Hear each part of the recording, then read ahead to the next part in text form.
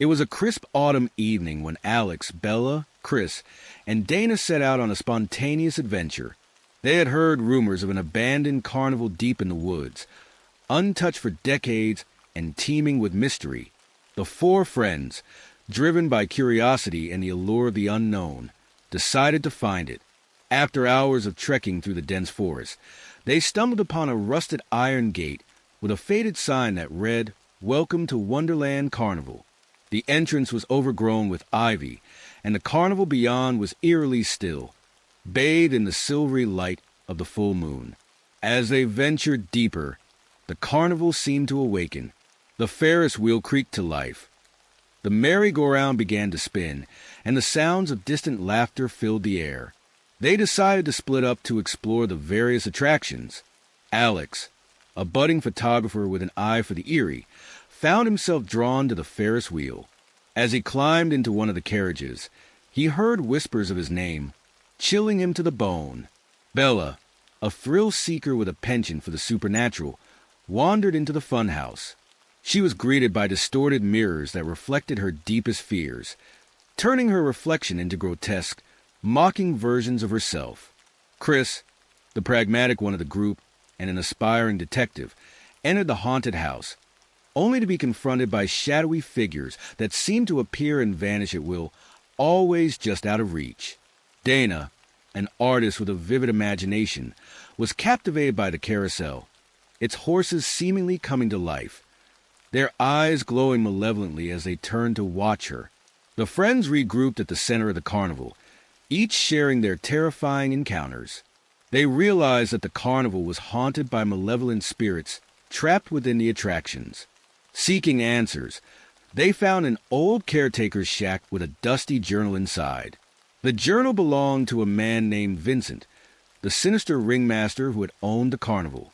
It detailed how Vincent had performed dark rituals, binding the spirits of his victims to the attractions in exchange for eternal life. The only way to break the curse was to destroy Vincent's totem, a cursed artifact hidden somewhere in the carnival. Determined to end the curse, the friends set out to find the totem. Along the way, they encountered additional characters who had been trapped in the carnival for years. Emily, a former carnival worker with a tragic past, and Marcus, a local historian who had been investigating the carnival's dark secrets.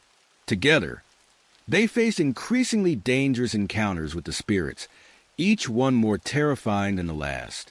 As they navigated the perilous attractions, they discovered more about Vincent's malevolent past. He had been a charismatic but ruthless ringmaster, obsessed with immortality. His rituals involved luring unsuspecting visitors to the carnival and sacrificing them to the dark forces he served. The spirits of his victims were bound to the attractions, forced to relive their horrors for eternity. Finally, they discovered the totem hidden in the heart of the main tent, surrounded by an aura of darkness. As they attempted to destroy it, Vincent's spirit manifested, a malevolent force determined to stop them. A tense battle ensued, with the friends using their wits and courage to fend off Vincent and the other spirits. In a desperate bid, Alex grabbed the totem and smashed it against a rock, shattering it into pieces. With the totem destroyed, the spirits were released from their torment, and the carnival fell silent once more. The friends, exhausted but victorious, made their way back through the forest as dawn broke. They vowed never to speak of that night again, knowing that they had faced something beyond comprehension. Years later, as they went their separate ways, each friend carried a piece of that night with them. Occasionally, they would hear a distant whisper or see a flicker of light that reminded them of the forgotten carnival. But they took solace in knowing that they had freed the spirits from Vincent's dark grip, ensuring that the carnival would never again claim another soul. In the years that followed, the friends often wondered about the true nature of the carnival. Had they really broken the curse, or had they merely delayed the inevitable? They remained in touch, bound by their shared experience, and occasionally returned to the site of the carnival to ensure that it remained undisturbed. One night, several years after their encounter, Alex received a mysterious package in the mail. Inside was an old photograph of the carnival, taken decades before their visit. The photograph depicted a group of carnival workers, including a young Vincent, standing proudly in front of the Ferris wheel. Alex couldn't shake the feeling that there was more to the story than they had uncovered. Driven by a need for closure, Alex, Bella, Chris, and Dana decided to revisit the carnival one last time. They reunited with Emily and Marcus, and together, they delved deeper into the history of the carnival. They discovered that Vincent's rituals had been part of a larger, more sinister plan, one that involved opening a portal to another dimension where even darker forces awaited. The friends realized that their previous victory had only been a temporary reprieve. Vincent's spirit still lingered, waiting for the right moment to complete his dark work. Determined to put an end to the nightmare once and for all, they prepared for a final confrontation. This time, they were ready, armed with knowledge and courage. They faced Vincent's spirit and the remaining malevolent forces head-on. In a climactic battle, they managed to sever the connection between the carnival and the other dimension, banishing Vincent's spirit forever. As the portal closed, the carnival crumbled into ruins, its dark legacy finally laid to rest. The friends emerged from the forest, knowing that they had not only freed the spirits of Vincent's victims, but had also prevented a greater evil from entering their world. The story of the Forgotten Carnival became a local legend, a cautionary tale passed down through generations. And although the friends went their separate ways, they remained forever connected by the bond forged in the heart of the haunted carnival. The forgotten manuscript. Arthur Thorne stood at the base of the old, creaking stairs leading up to the attic of his ancestral home. The house had been in his family for generations, but it was now a shadow of its former glory, with peeling wallpaper, creaky floorboards, and an ever-present sense of abandonment. He had returned to this forgotten relic of his past in search of solitude, hoping to find inspiration for his next novel. With a flashlight in hand, Arthur ascended the stairs. The air grew musty, filled with the scent of aged wood and forgotten memories. He pushed open the heavy attic door, sending a cloud of dust billowing into the air. Sunlight filtered through a small, grimy window, casting eerie shadows on the cluttered space. Arthur's eyes scanned the room, landing on an old chest tucked away in a corner. Intrigued, he approached it and pried it open. Inside, amidst a collection of old family heirlooms, he found an ancient, leather-bound manuscript. Its cover was worn, the title faded beyond recognition. As he gently lifted it from the chest, a shiver ran down his spine. Back in the dim light of his study, Arthur carefully opened the manuscript. The pages were brittle and yellowed with age, filled with cryptic symbols and strange illustrations. Despite the initial difficulty, he felt an inexplicable urge to decipher the text. Hours turned into days as he pored over the manuscript, his curiosity growing with each passing moment. It started with small, almost imperceptible things. Objects would be in different places from where he had left them. The gentle whispering of wind seemed to carry voices, and shadows danced at the edge of his vision. Arthur dismissed these as tricks of his tired mind, the result of long nights spent deciphering the cryptic text. But soon, the occurrences became more pronounced. One night, as he was writing by candlelight, the flame flickered wildly despite the absence of any draft. The shadows on the walls seemed to take on a life of their own, twisting and contorting into grotesque shapes. Arthur's heart raced as he glanced around the room, feeling an inexplicable sense of dread. His sleep was plagued by vivid nightmares. He dreamt of dark, foreboding forests, ancient rituals, and an entity shrouded in darkness. Each morning, he woke in a cold sweat, the images lingering in his mind like a haunting presence. Despite the growing unease, he couldn't tear himself away from the manuscript. It was as if the text had a hold on him, pulling him deeper into its enigmatic depths. Arthur's once peaceful life had turned into a waking nightmare. Determined to uncover the truth behind the manuscript, he sought out experts in various fields. His first stop was the local historical society, where he met Dr. Eleanor Hart, a historian specializing in the 17th century. Dr. Hart was intrigued by Arthur's findings. She explained that Elias Blackwood was a notorious figure in history, rumored to have dabbled in dark alchemy and forbidden rituals. According to legend, Blackwood had made a pact with an ancient entity, trading his soul for arcane knowledge.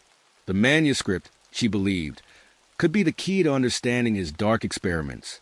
Together, Arthur and Dr. Hart delved into the archives, uncovering more about Blackwood's life. They discovered accounts of mysterious disappearances, unexplained phenomena, and a series of deaths that coincided with his activities. The more they learned, the more it became clear that the manuscript was no ordinary document. It was a conduit for an ancient evil. Back at the ancestral home, the manifestations grew more intense. Arthur began to hear voices in the middle of the night, whispering his name. Shadows seemed to follow him, and objects moved of their own accord. The entity's presence was palpable, a constant oppressive force that weighed on his mind. Arthur's health began to deteriorate. He suffered from insomnia, his nights filled with terrifying visions of the past.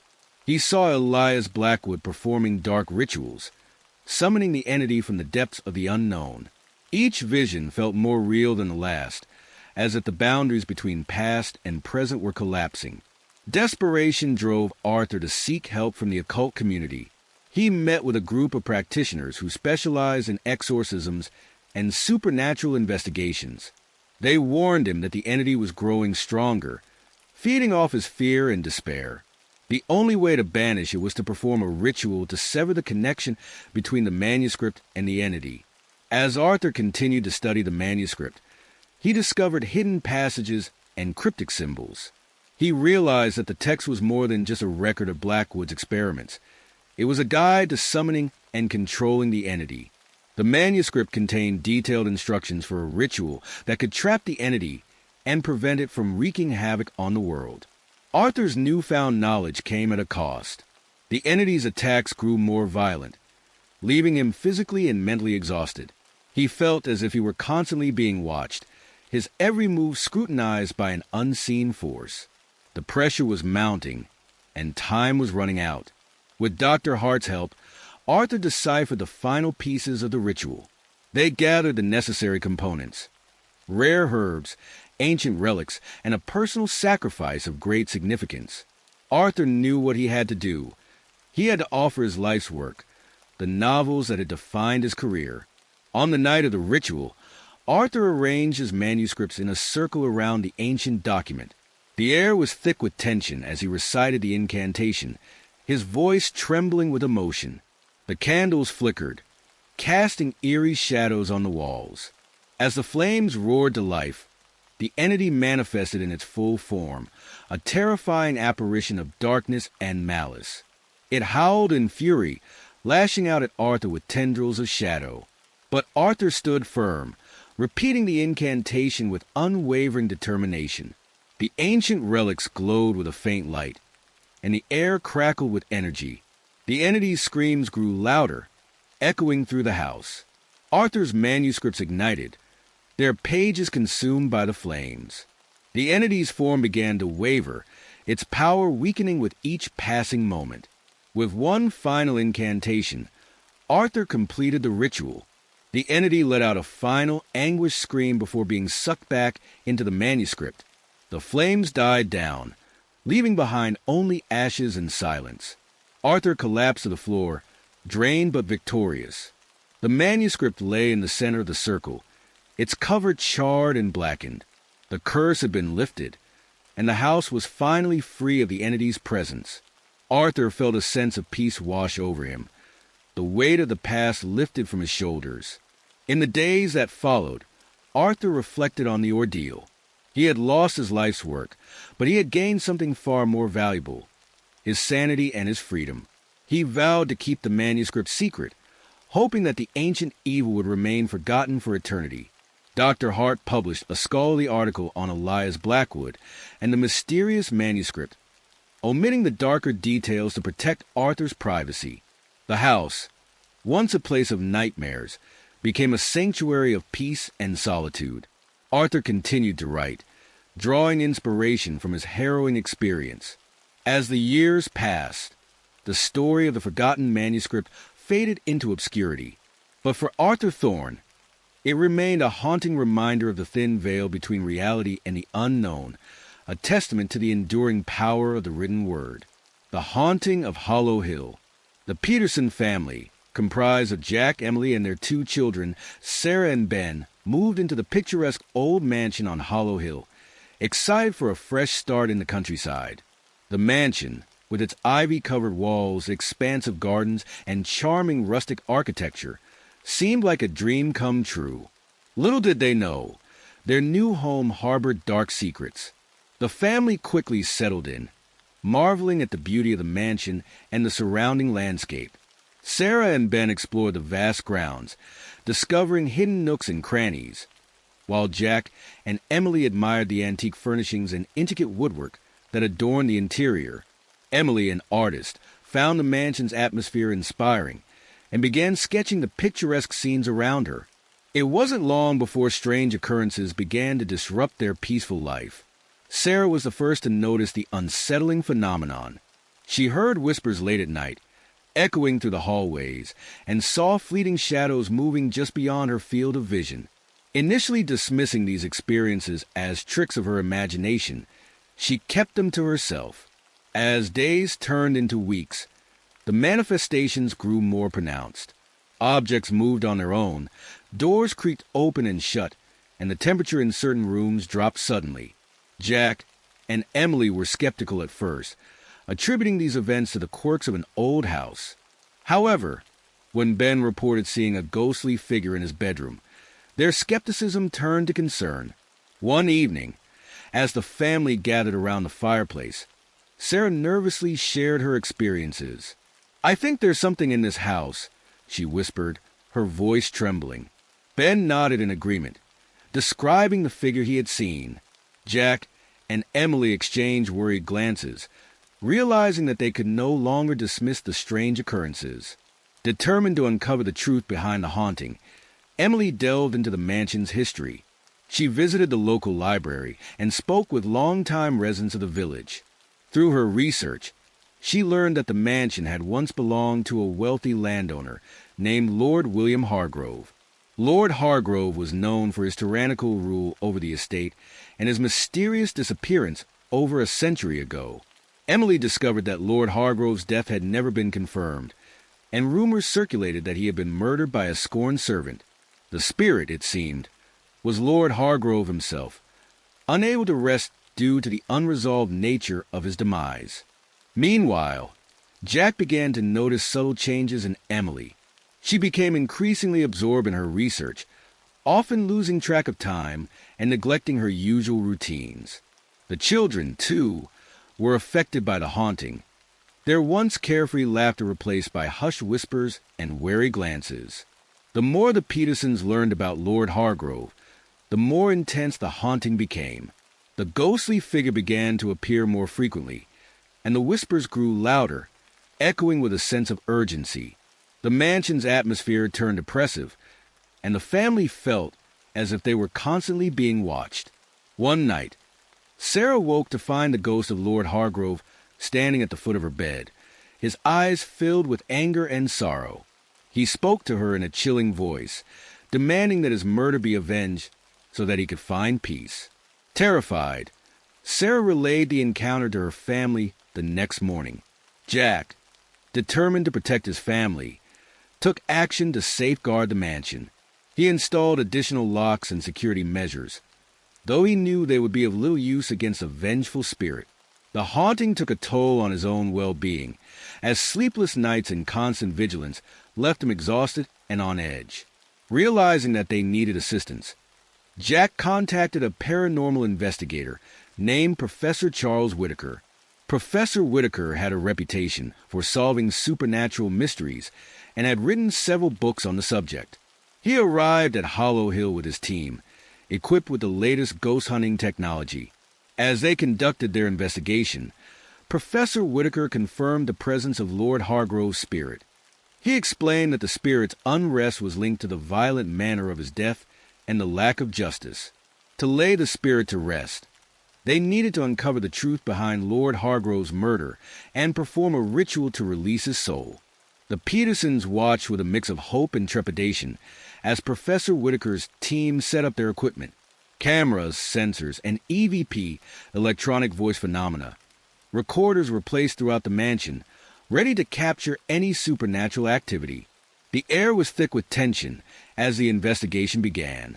With Professor Whitaker's guidance, the Petersons uncovered hidden passages and secret compartments within the mansion.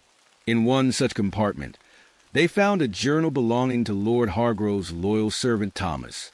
The journal detailed the events leading up to Lord Hargrove's death, revealing that Thomas had discovered a plot by another servant, Edward, to kill Lord Hargrove out of jealousy and resentment.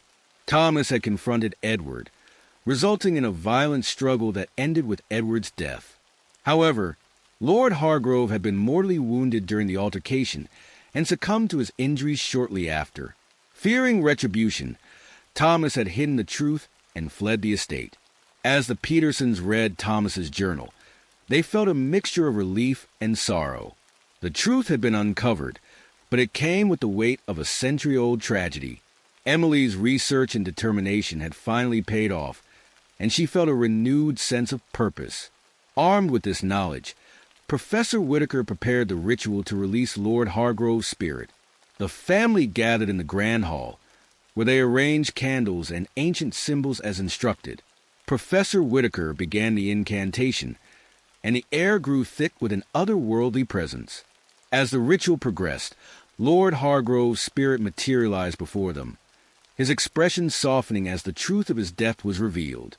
The mansion trembled, and a cold wind swept through the hall as the incantation reached its climax.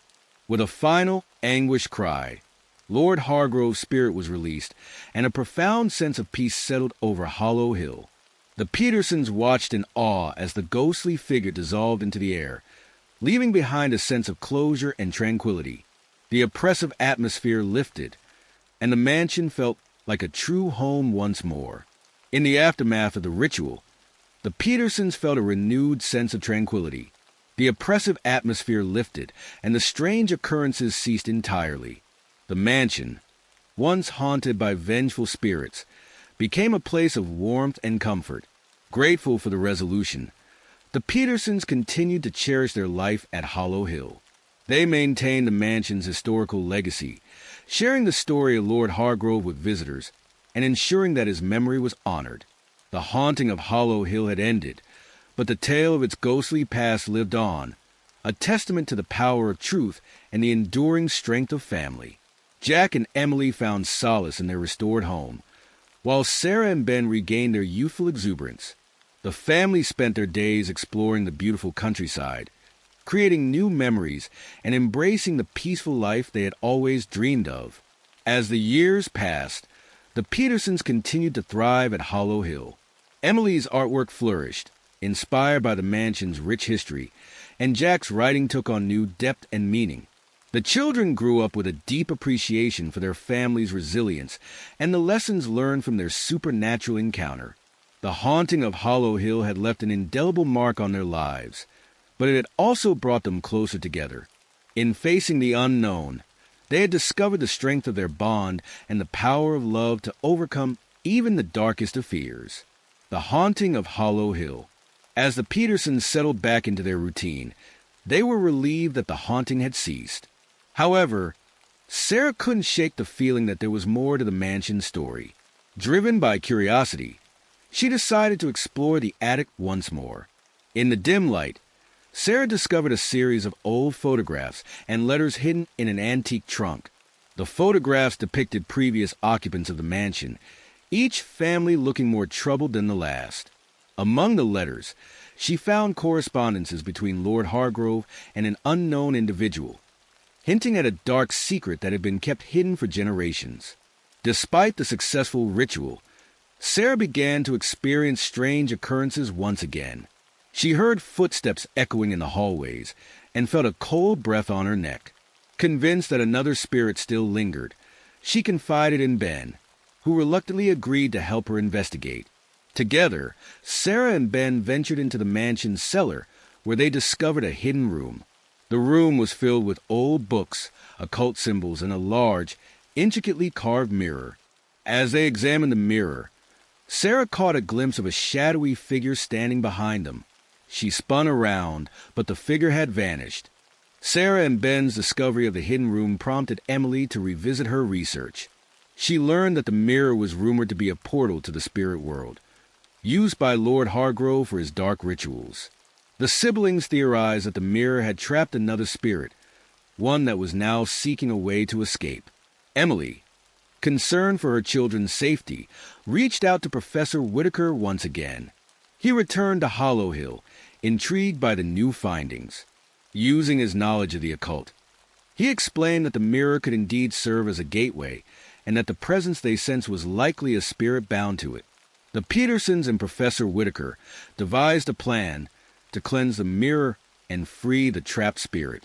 They gathered in the hidden room, where Professor Whitaker began a series of rituals to neutralize the mirror's power. As the ritual progressed, the mirror's surface began to ripple, revealing glimpses of a tormented spirit struggling to break free. The temperature in the room dropped, and a chilling wind swept through the cellar. The spirit's anguished cries echoed around them, but Professor Whitaker remained focused, chanting the incantations with unwavering determination. Finally, with a flash of light, the mirror's surface returned to normal and the oppressive presence lifted. With the spirit freed, the Petersons hoped that their ordeal was over. However, the letters Sarah had found continued to nag at her. She discovered that the unknown individual Lord Hargrove had corresponded with was an alchemist named Dr. Alaric Thorne. Their letters spoke of experiments and a hidden laboratory beneath the mansion. Sarah shared her findings with Professor Whitaker, who suggested that the laboratory might hold the key to understanding the mansion's dark history. Together, they searched the cellar and uncovered a concealed trapdoor leading to a subterranean chamber. The hidden chamber was filled with ancient alchemical equipment, dusty tomes, and jars containing strange substances. As they explored the lab, Sarah found a journal belonging to Dr. Thorne. The journal detailed experiments aimed at achieving immortality and hinted at a partnership with Lord Hargrove. The experiments had taken a dark turn, resulting in the deaths of several servants and villagers. Driven by greed and a desire for power, Lord Hargrove had continued the experiments, ultimately leading to his own demise. Dr. Thorne's journal ended abruptly, suggesting that he too had fallen victim to the dark forces they had unleashed. Armed with the knowledge from Dr. Thorne's journal, Professor Whitaker prepared a final ritual to cleanse the mansion of its lingering malevolent energy. The Petersons, now united in their resolve, gathered in the grand hall to perform the ritual. As the ritual began, the mansion trembled, and the air grew thick with an otherworldly presence. Shadows danced on the walls, and the ghostly figures of Lord Hargrove and Dr. Thorne appeared, locked in an eternal struggle. The family joined hands, their voices merging with Professor Whitaker's incantations. The spirits' forms began to waver, and with a final, thunderous roar, they dissolved into the air. The mansion fell silent, and a sense of peace washed over the Petersons. The dark energy that had plagued Hollow Hill for generations was finally banished. In the weeks following the final ritual, the Petersons experienced a newfound sense of tranquility. The mansion, once a place of fear and uncertainty, now felt like a true home. Emily's artwork flourished, inspired by the rich history they had uncovered. Jack's writing took on new depth, influenced by their extraordinary experiences. Sarah and Ben, having faced their fears, grew closer and more resilient. They shared their story with friends and neighbors, recounting the haunting of Hollow Hill and the courage it took to overcome it. Professor Whitaker, grateful for the Petersons' bravery, published a book detailing their journey and the supernatural forces they had encountered. The story of Hollow Hill became a local legend, a testament to the power of family and the strength of the human spirit. As the seasons changed, the Petersons continued to thrive at Hollow Hill. They hosted gatherings and events, sharing their home's history with visitors and ensuring that the memories of Lord Hargrove and Dr. Thorne were not forgotten. The mansion, once haunted by vengeful spirits, became a symbol of resilience and renewal. The family embraced the beauty of their surroundings, exploring the countryside and creating new memories together. They found joy in the simple pleasures of life, knowing that they had faced the darkness and emerged stronger. The haunting of Hollow Hill had left an indelible mark on their lives, but it had also brought them closer together. In facing the unknown, they had discovered the strength of their bond and the power of love to overcome even the darkest of fears. The Silent Town. Journalist Robert Carter had heard rumors of a remote town that had been abandoned for decades. Intrigued by the mystery, he decided to visit the town, known simply as Silent Town, to uncover the truth behind its eerie history. The journey to the town was long and arduous, with winding roads and dense forests, but Robert was determined to uncover the story that lay hidden within its abandoned streets. As he arrived at the outskirts of Silent Town, a sense of unease settled over him. The town appeared frozen in time, with dilapidated buildings and overgrown streets. The silence was palpable, broken only by the occasional rustle of leaves and the distant call of a lone bird. Robert parked his car and stepped out, taking a deep breath before venturing into the heart of the town. Robert began his investigation by exploring the town's main street. The buildings, once bustling with life, now stood as silent sentinels of a bygone era. Shops were left as they were, with goods still on the shelves, and homes bore signs of hasty departures. It was as if the inhabitants had vanished overnight, leaving everything behind. Determined to uncover the truth, Robert entered the town hall. Inside, he found a collection of old newspapers and records. As he sifted through the dusty documents, he discovered that the town's inhabitants had indeed vanished overnight under mysterious circumstances. There were no signs of a struggle, no indications of an evacuation. It was as if the people had simply disappeared into thin air. Robert's curiosity grew as he delved deeper into the town's history. He visited the local library, where he found a wealth of information about the town's founding and its prosperous years. However, the records abruptly ended on the day of the disappearance. It was as if someone had deliberately erased any evidence of what had transpired. Undeterred, Robert decided to interview the few remaining residents in the neighboring towns. He learned that Silent Town had once been a thriving community, known for its close-knit population and idyllic surroundings. However, whispers of strange occurrences and unexplained phenomena had plagued the town in its final days. One elderly resident, Mrs. Henderson, recounted a chilling tale. "I remember the day they all vanished," she said, her voice trembling. There was something in the air, a feeling of dread. People spoke of seeing shadows moving in the night, hearing whispers in the wind. And then, just like that, they were gone. As Robert continued his investigation, he stumbled upon an old, forgotten diary in one of the abandoned homes. The diary belonged to a young woman named Emily Turner, who had lived in Silent Town during its final days. Her entries provided a haunting glimpse into the town's descent into darkness. In her diary, Emily wrote about strange occurrences that began to plague the town. People fell ill with inexplicable symptoms, crops withered, and animals behaved erratically. She described the increasing sense of fear and paranoia that gripped the inhabitants, as well as her own growing unease. One entry, dated the day before the disappearance, sent chills down Robert's spine. "There is something evil in this town. I can feel it watching me, lurking in the shadows. I fear for my life and for the lives of those I love. If anyone reads this, know that we tried to fight it, but it was too powerful. We were doomed from the start." Driven by Emily's diary, Robert continued to piece together the events that led to the town's abandonment. He discovered that the town had been built on the site of an ancient burial ground, believed to be cursed by the spirits of those who had been wronged in life. The town's founder, a man named Jonathan Reeves, had ignored warnings from the local indigenous tribes and proceeded with the construction.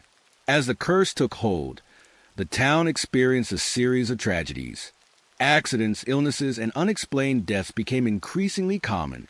The townspeople, desperate for answers, turned to a mysterious figure known only as the Stranger. The Stranger claimed to have knowledge of the supernatural and offered a solution to lift the curse.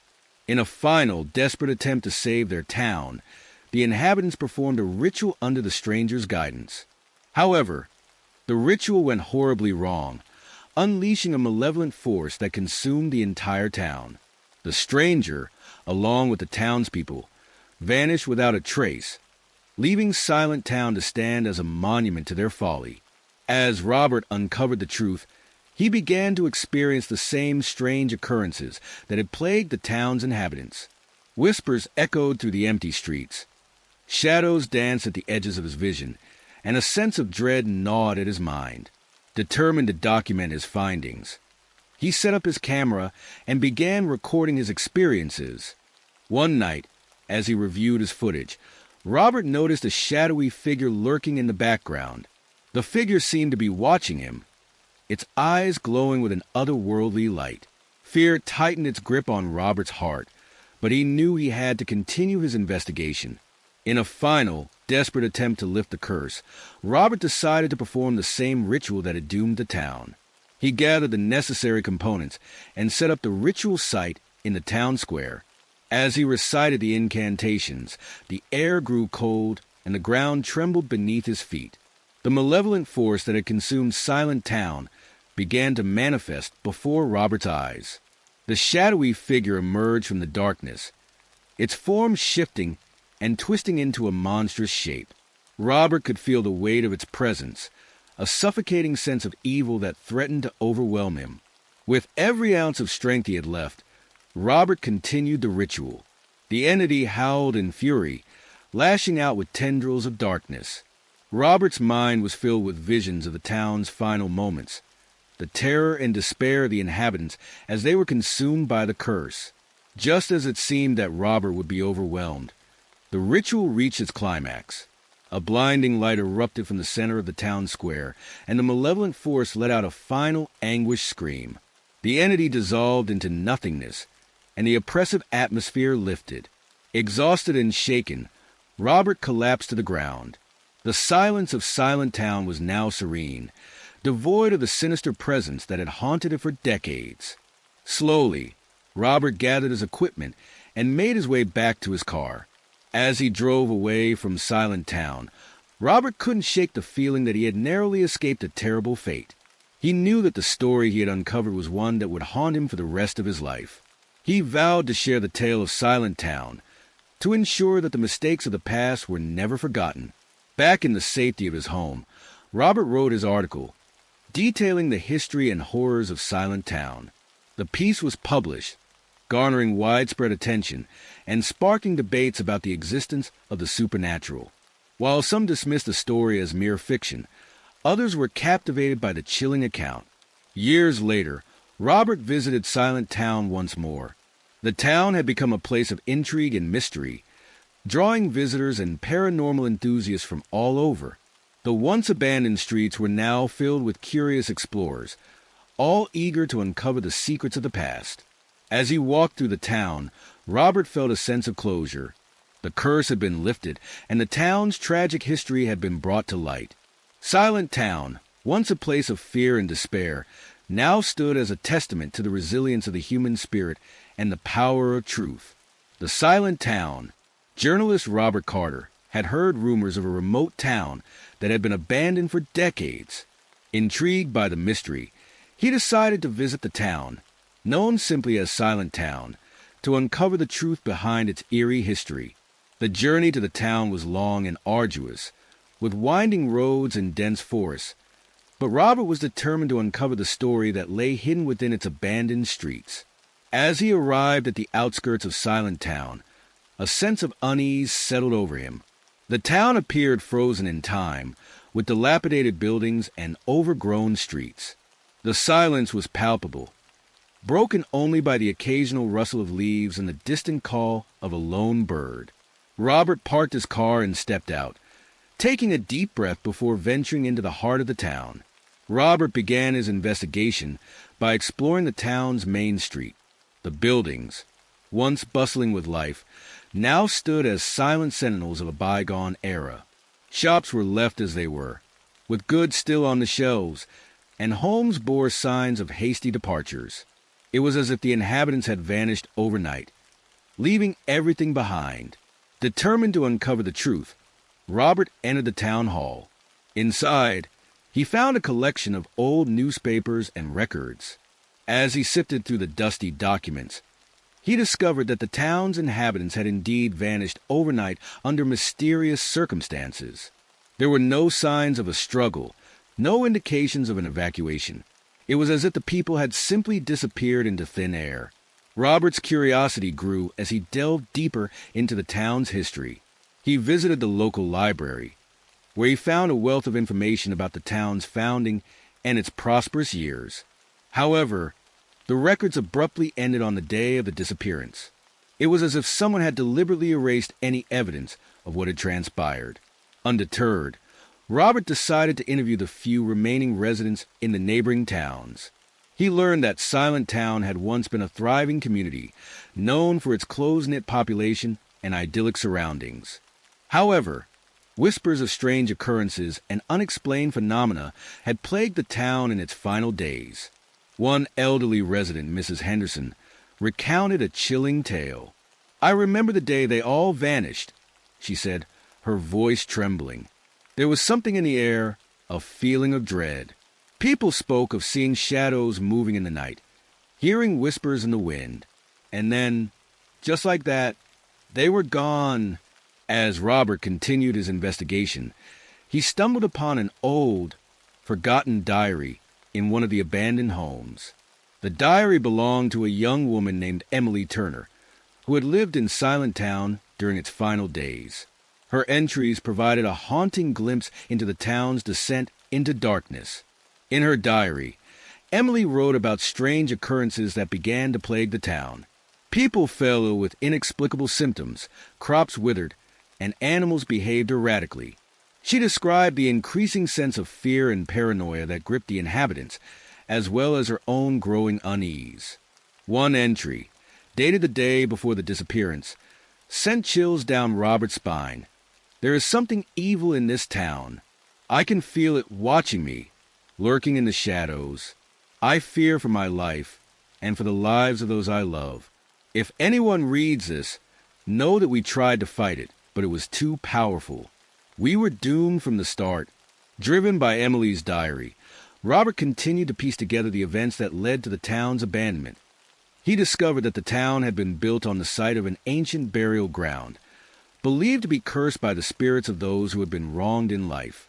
The town's founder, a man named Jonathan Reeves, had ignored warnings from the local indigenous tribes and proceeded with the construction. As the curse took hold, the town experienced a series of tragedies. Accidents, illnesses, and unexplained deaths became increasingly common. The townspeople, desperate for answers, turned to a mysterious figure known only as the Stranger. The Stranger claimed to have knowledge of the supernatural and offered a solution to lift the curse. In a final, desperate attempt to save their town, the inhabitants performed a ritual under the Stranger's guidance. However, the ritual went horribly wrong, unleashing a malevolent force that consumed the entire town. The Stranger, along with the townspeople, vanished without a trace, leaving Silent Town to stand as a monument to their folly. As Robert uncovered the truth, he began to experience the same strange occurrences that had plagued the town's inhabitants. Whispers echoed through the empty streets. Shadows danced at the edges of his vision, and a sense of dread gnawed at his mind. Determined to document his findings, he set up his camera and began recording his experiences. One night, as he reviewed his footage, Robert noticed a shadowy figure lurking in the background. The figure seemed to be watching him, its eyes glowing with an otherworldly light. Fear tightened its grip on Robert's heart, but he knew he had to continue his investigation. In a final, desperate attempt to lift the curse, Robert decided to perform the same ritual that had doomed the town. He gathered the necessary components and set up the ritual site in the town square. As he recited the incantations, the air grew cold and the ground trembled beneath his feet. The malevolent force that had consumed Silent Town began to manifest before Robert's eyes. The shadowy figure emerged from the darkness, its form shifting and twisting into a monstrous shape. Robert could feel the weight of its presence, a suffocating sense of evil that threatened to overwhelm him. With every ounce of strength he had left, Robert continued the ritual. The entity howled in fury, lashing out with tendrils of darkness. Robert's mind was filled with visions of the town's final moments, the terror and despair of the inhabitants as they were consumed by the curse. Just as it seemed that Robert would be overwhelmed, the ritual reached its climax. A blinding light erupted from the center of the town square, and the malevolent force let out a final, anguished scream. The entity dissolved into nothingness, and the oppressive atmosphere lifted. Exhausted and shaken, Robert collapsed to the ground. The silence of Silent Town was now serene, devoid of the sinister presence that had haunted it for decades. Slowly, Robert gathered his equipment and made his way back to his car. As he drove away from Silent Town, Robert couldn't shake the feeling that he had narrowly escaped a terrible fate. He knew that the story he had uncovered was one that would haunt him for the rest of his life. He vowed to share the tale of Silent Town, to ensure that the mistakes of the past were never forgotten. Back in the safety of his home, Robert wrote his article, detailing the history and horrors of Silent Town. The piece was published, garnering widespread attention and sparking debates about the existence of the supernatural. While some dismissed the story as mere fiction, others were captivated by the chilling account. Years later, Robert visited Silent Town once more. The town had become a place of intrigue and mystery, drawing visitors and paranormal enthusiasts from all over. The once abandoned streets were now filled with curious explorers, all eager to uncover the secrets of the past. As he walked through the town, Robert felt a sense of closure. The curse had been lifted, and the town's tragic history had been brought to light. Silent Town, once a place of fear and despair, now stood as a testament to the resilience of the human spirit and the power of truth. Nightmare Lane. On a quiet suburban street known as Maplewood Drive, life seemed idyllic. Families went about their daily routines. Children played in the yards, and neighbors exchanged pleasantries. However, beneath the surface of this serene neighborhood, a darkness was beginning to stir. It started with small, seemingly insignificant events. Residents began hearing strange noises in the middle of the night. Whispers, footsteps, and eerie humming that seemed to come from nowhere. At first, they dismissed these occurrences as the creaks and groans of old houses. But as the nights passed, the phenomena became more unsettling. Mrs. Thompson, an elderly widow living alone, was the first to report seeing shadowy figures moving through her home. She described the figures as tall and gaunt, with eyes that seemed to glow in the darkness. Her neighbors, sympathetic but skeptical, assured her that it was likely a trick of the light. As the strange occurrences continued, the residents of Maplewood Drive grew increasingly anxious. Mr. and Mrs. Davis, a young couple, awoke one night to find their living room in disarray. Furniture had been moved, and strange symbols were etched into the walls. They couldn't explain how it happened, as their doors and windows were all securely locked. The Smith family experienced unexplained cold spots in their home, accompanied by a foul odor that seemed to come and go. Their dog, normally a happy and playful companion, became agitated and refused to enter certain rooms. Word of these eerie events spread quickly through the neighborhood. The once friendly atmosphere of Maplewood Drive was replaced by a palpable sense of fear. Residents began locking their doors and windows at all times, and children were no longer allowed to play outside after dark. Determined to uncover the source of the disturbances, a group of neighbors decided to investigate. Among them was Dr. Laura Mitchell, a professor of history at the local university. She had a deep interest in folklore and the supernatural, and she believed that the strange occurrences might be linked to something ancient and powerful. Dr. Mitchell delved into the history of Maplewood Drive, uncovering a chilling secret. The neighborhood had been built on the site of an old settlement known as Nightmare Lane. According to local legends, the settlement had been abandoned after a series of gruesome events, including disappearances and mysterious deaths. The more Dr. Mitchell researched, the more she became convinced that an ancient evil had been awakened beneath their homes. She shared her findings with the other residents, urging them to band together to confront the darkness before it consumed them all. The residents of Maplewood Drive were initially skeptical of Dr. Mitchell's claims, but the escalating occurrences left them with little choice but to believe. They agreed to work together to uncover the truth and put an end to the terror that plagued their neighborhood. Dr. Mitchell proposed a plan to perform a cleansing ritual to banish the evil presence. She explained that the ritual would require specific items, including candles, salt, and protective symbols. Each family would contribute to gathering the necessary materials and participate in the ritual. As they prepared for the ritual, the residents grew closer, forming bonds of trust and solidarity. They shared their fears and experiences, finding comfort in knowing that they were not alone in their struggle. On a moonlit night, the residents gathered in the park at the center of Maplewood Drive. They formed a circle, placing candles and symbols around them. Dr. Mitchell led the ritual, reciting incantations and prayers to banish the ancient evil. As the ritual progressed, the air grew cold and a sense of foreboding filled the park. Shadowy figures began to materialize at the edges of the circle, their eyes glowing with malevolence. The residents held hands, drawing strength from one another as they continued the ritual. A sudden gust of wind extinguished the candles, plunging the park into darkness. The shadowy figures closed in, their presence suffocating and oppressive. Dr. Mitchell raised her voice, shouting the final incantation with all her might. A blinding light erupted from the center of the circle, and the shadowy figures let out a deafening screech. When the light faded, the shadowy figures were gone, and the oppressive atmosphere had lifted. The residents of Maplewood Drive were left standing in the park, exhausted but victorious. They had faced the darkness and emerged stronger for it. In the days that followed, the strange occurrences ceased entirely.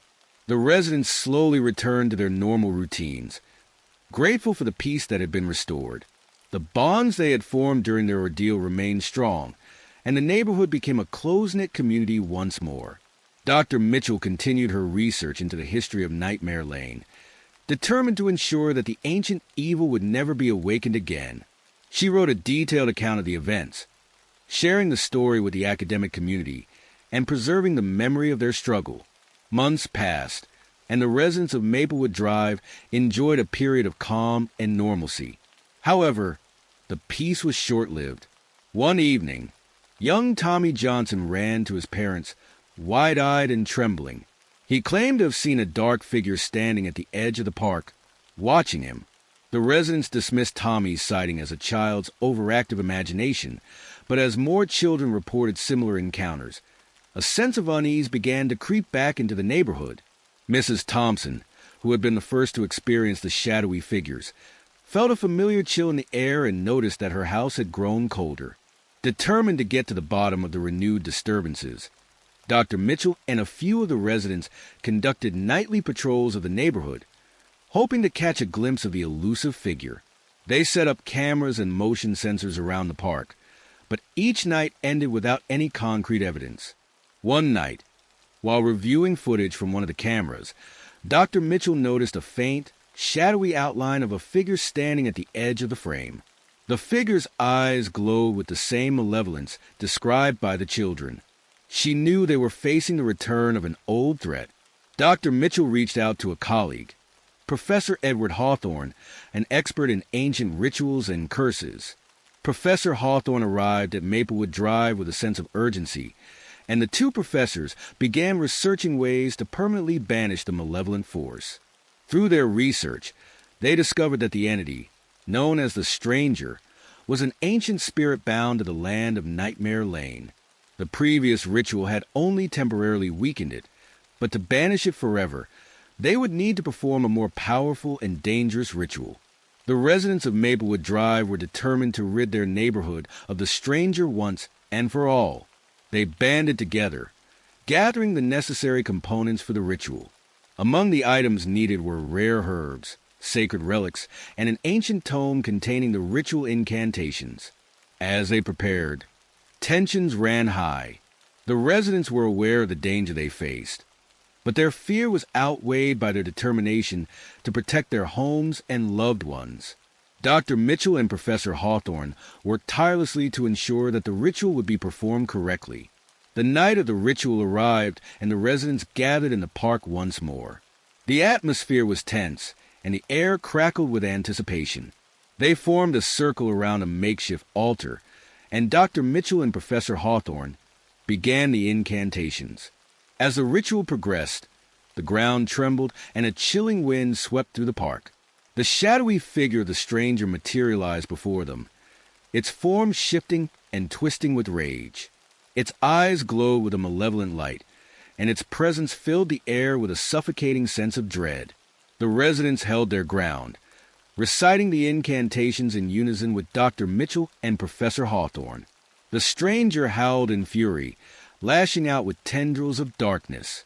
The air grew colder, and the shadows closed in, but the residents remained steadfast. With a final, powerful incantation, a blinding light erupted from the altar. The stranger let out a deafening scream as its form began to disintegrate.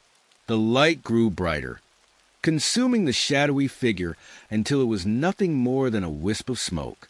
When the light faded, the oppressive presence had lifted, and the park was once again bathed in moonlight. The residents of Maplewood Drive stood together, exhausted but victorious. They had faced the darkness and emerged stronger for it.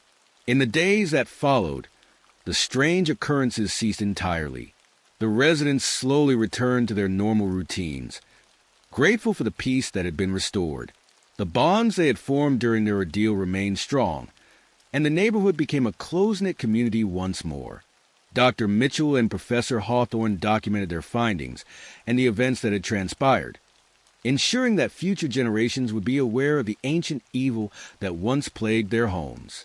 The story of Nightmare Lane became a cautionary tale, a reminder of the power of unity and the strength of the human spirit. Several months passed, and the residents of Maplewood Drive began to feel a sense of normalcy return to their lives. However, a subtle, lingering unease remained. Late at night, some still heard faint whispers and felt a chill in the air. Dr. Mitchell and Professor Hawthorne continued their research, seeking any residual traces of the stranger. One evening, as the neighborhood gathered for a community event in the park, a sense of camaraderie and unity filled the air. Laughter and music echoed through the streets, and children played without fear.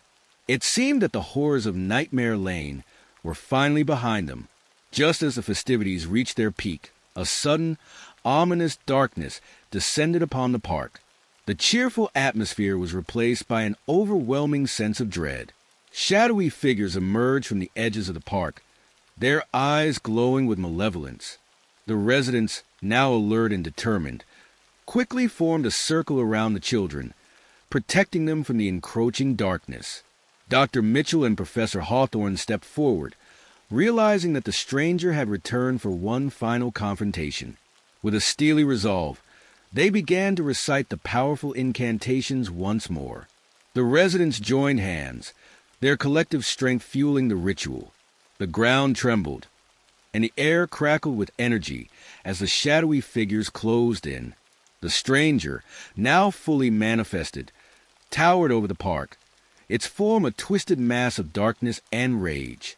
It let out a deafening roar, but the residents stood firm, their voices growing louder with each incantation. As the ritual reached its climax, a brilliant light erupted from the center of the circle, engulfing the stranger and its minions. The malevolent force howled in agony, its form disintegrating into nothingness. The light grew brighter, filling the park with a warm, comforting glow. The oppressive presence lifted, and the shadowy figures were gone. The residents of Maplewood Drive stood together, exhausted but victorious. They had faced the darkness and emerged stronger for it. The park, once a battleground, now felt like a sanctuary of hope and unity. In the days that followed, the strange occurrences ceased entirely. The residents slowly returned to their normal routines, grateful for the peace that had been restored. The bonds they had formed during their ordeal remained strong, and the neighborhood became a close-knit community once more. Dr. Mitchell and Professor Hawthorne documented their findings and the events that had transpired, ensuring that future generations would be aware of the ancient evil that once plagued their homes. The story of Nightmare Lane became a cautionary tale, a reminder of the power of unity and the strength of the human spirit. Maplewood Drive was no longer just a street. It was a symbol of resilience and renewal. The residents knew that as long as they stood together, they could overcome any darkness that threatened their lives. Years later, Maplewood Drive was a thriving neighborhood once again. The houses were filled with laughter and joy, and the residents lived without fear. The story of Nightmare Lane became a part of the neighborhood's history, a testament to the courage and determination of those who had faced the ancient evil. As new families moved in, they were welcomed with open arms and told the story of the neighborhood's dark past. It served as a reminder of the strength of the human spirit and the power of unity. Maplewood Drive was no longer haunted by fear. It was a place of hope, love, and community. The residents of Maplewood Drive knew that they had triumphed over the darkness, and their legacy would live on for generations to come. The Mirror's Curse. Emily and Jack were a young couple who had recently moved into their first home together. Nestled in a quaint, tree-lined neighborhood, the house was a charming blend of vintage and modern. One sunny afternoon, they decided to explore a local antique store in search of unique pieces to add character to their home. As they wandered through the store, Emily's attention was drawn to an ornate, full-length mirror tucked away in a corner. The mirror's frame was intricately carved with delicate floral patterns, and its surface had a faint, almost hypnotic sheen. Jack noticed her interest and suggested they purchase it. The shop owner, an elderly man with a knowing look in his eyes, hesitated before selling it to them. "Be careful with that mirror," he warned. "It has a dark history." Ignoring the warning, Emily and Jack brought the mirror home and placed it in their living room, excited about their new find. Little did they know, the mirror held a sinister secret. In the days that followed, strange occurrences began to plague their home. At first, it was subtle. Objects would be found in different places from where they had been left, and an unsettling chill seemed to emanate from the mirror. Emily dismissed these incidents as mere coincidences, but Jack couldn't shake the feeling that something was wrong. One night, as they sat watching TV, Jack caught a glimpse of movement in the mirror. He turned to look, but saw nothing unusual. The next morning, Emily woke up feeling uneasy. She had dreamed of shadowy figures lurking just beyond the mirror's surface, their eyes filled with malevolence. As the days passed, the occurrences grew more frequent and unsettling. Emily would often find herself drawn to the mirror, unable to look away from the faint, swirling patterns that seemed to dance on its surface. Jack began to hear whispers in the dead of night, low and sinister voices that seemed to come from the mirror itself. One evening, as Emily stood before the mirror, she noticed a strange, pulsating light emanating from within. Mesmerized, she reached out to touch the surface, and her hand passed through it as if it were water. She gasped and pulled her hand back, her heart racing. Jack, hearing her gasp, rushed to her side. Together, they watched as the mirror's surface shimmered and rippled, revealing glimpses of a dark, twisted world beyond. Shadowy figures moved within the mirror, their eyes fixed on the couple. Realizing that the mirror was a portal to another dimension, Emily and Jack knew they had to find a way to destroy it before the malevolent beings could cross over into their world. They reached out to the shop owner who had sold them the mirror, hoping he could provide answers. The shop owner, Mr. Whitaker, welcomed them into his store with a grave expression. "I warned you," he said. "The mirror is cursed. It was created centuries ago by a dark sorcerer who sought to open a gateway to another realm. The mirror has changed hands many times, and each owner has met a tragic end." He explained that the beings within the mirror were malevolent spirits, trapped in their dimension and seeking a way to cross over. The only way to destroy the mirror and seal the portal was to perform an ancient ritual. Mr. Whitaker handed them a dusty, leather-bound book, filled with arcane symbols and instructions for the ritual. Emily and Jack returned home, determined to perform the ritual and end the curse. They gathered the necessary items: candles, herbs, and protective symbols. As they prepared, the mirror's surface seemed to grow darker, and the whispers grew louder. The air in their home became thick with an oppressive sense of dread, but Emily and Jack pressed on. They drew a protective circle around the mirror, placed the candles at its points, and began to chant the incantations from the book. As the ritual progressed, the mirror's surface began to glow with an eerie light. The shadowy figures within the mirror grew more agitated, their malevolent eyes fixed on Emily and Jack. The air grew colder, and the whispers turned into a cacophony of sinister voices. With each incantation, the mirror's surface seemed to weaken. The beings within the mirror howled in fury, lashing out with tendrils of darkness that threatened to breach the protective circle. Emily and Jack held hands, drawing strength from one another as they continued the ritual. Finally, with one last, powerful incantation, the mirror shattered with a deafening roar. The portal closed and the oppressive presence lifted. The shattered pieces of the mirror lay on the floor, their malevolent energy gone. Exhausted but relieved, Emily and Jack collapsed to the floor. The curse had been lifted, and the malevolent beings were banished back to their dimension. The air in their home felt lighter, and the sense of dread was gone. In the days that followed, the couple cleaned up the remnants of the shattered mirror and disposed of them safely. They returned the book to Mr. Whitaker, grateful for his guidance. He warned them to be cautious with any future purchases, as ancient evils could lurk in the most unsuspecting places. Despite the apparent end of the curse, Emily and Jack couldn't shake the feeling that something was still amiss. They occasionally felt a chill in the air and heard faint whispers, as if remnants of the malevolent energy still lingered in their home. Determined to ensure the curse was truly lifted, they reached out to Mr. Whitaker once more. Mr. Whitaker suggested they cleanse their home using a more thorough ritual. He provided them with additional instructions and warned them that the remnants of the malevolent energy could still pose a threat. Emily and Jack agreed to perform the cleansing ritual, hoping to finally rid their home of any lingering darkness. Armed with new instructions, Emily and Jack prepared for the cleansing ritual. They gathered sage, holy water, and additional protective symbols. As they moved from room to room, they chanted the incantations and burned the sage, allowing the cleansing smoke to fill every corner of their home.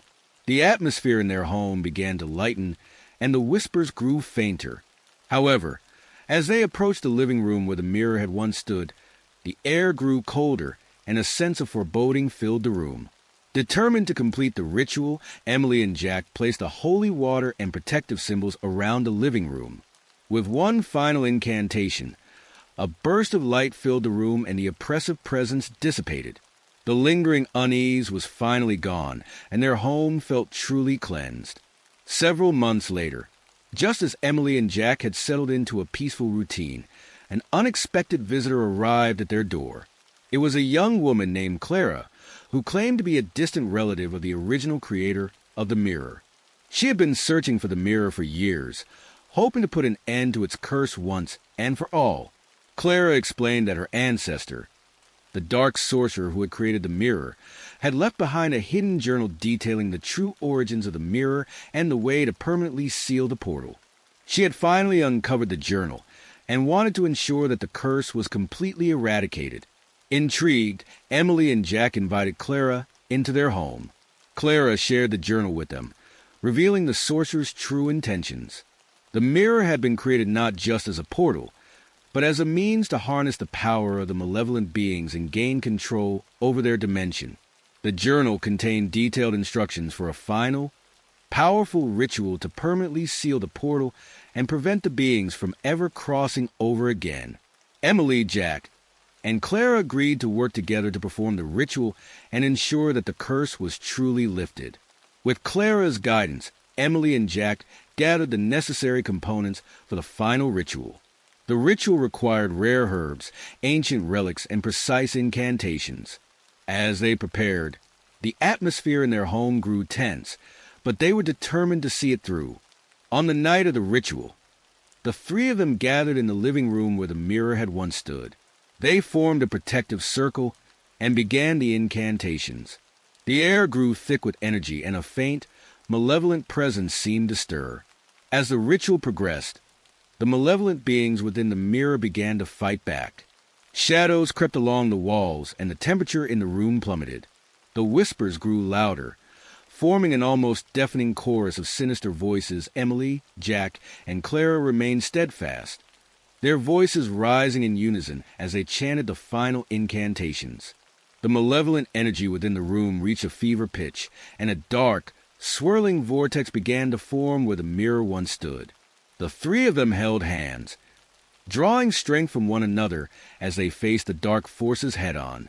With a final, powerful incantation, the vortex imploded and a brilliant light filled the room. The malevolent presence was banished, and the portal was sealed forever.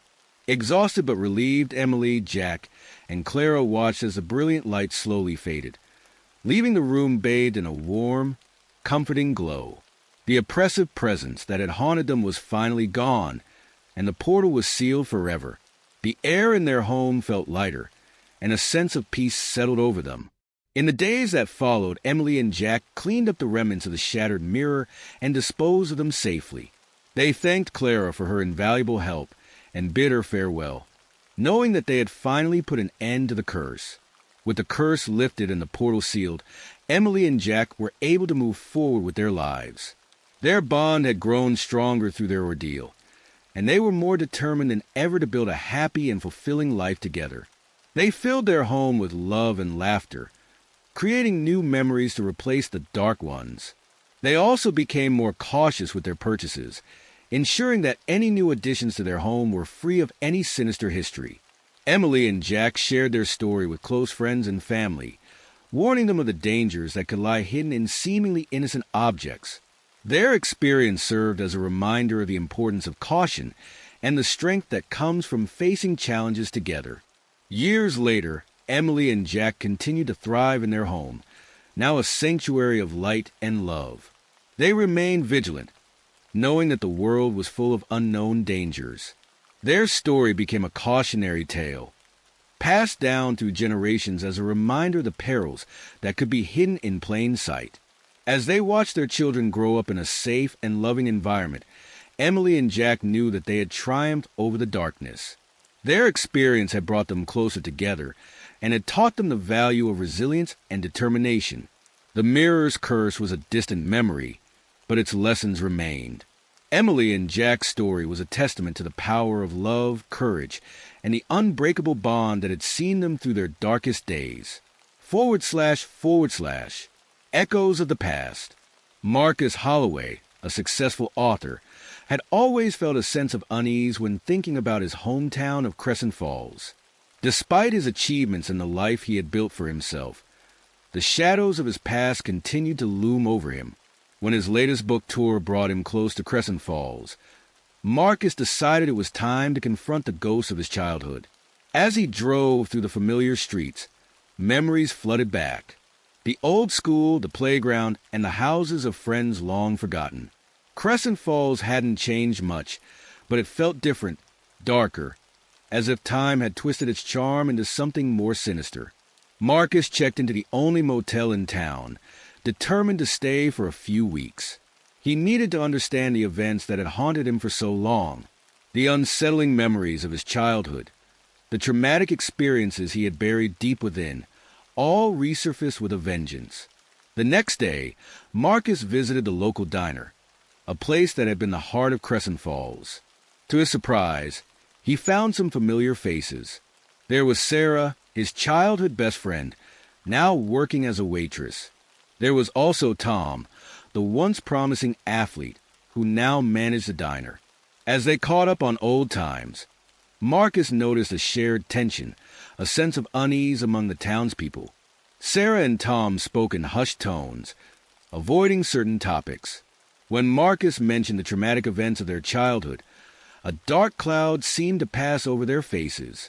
Sarah confided in him that strange occurrences had been happening around town.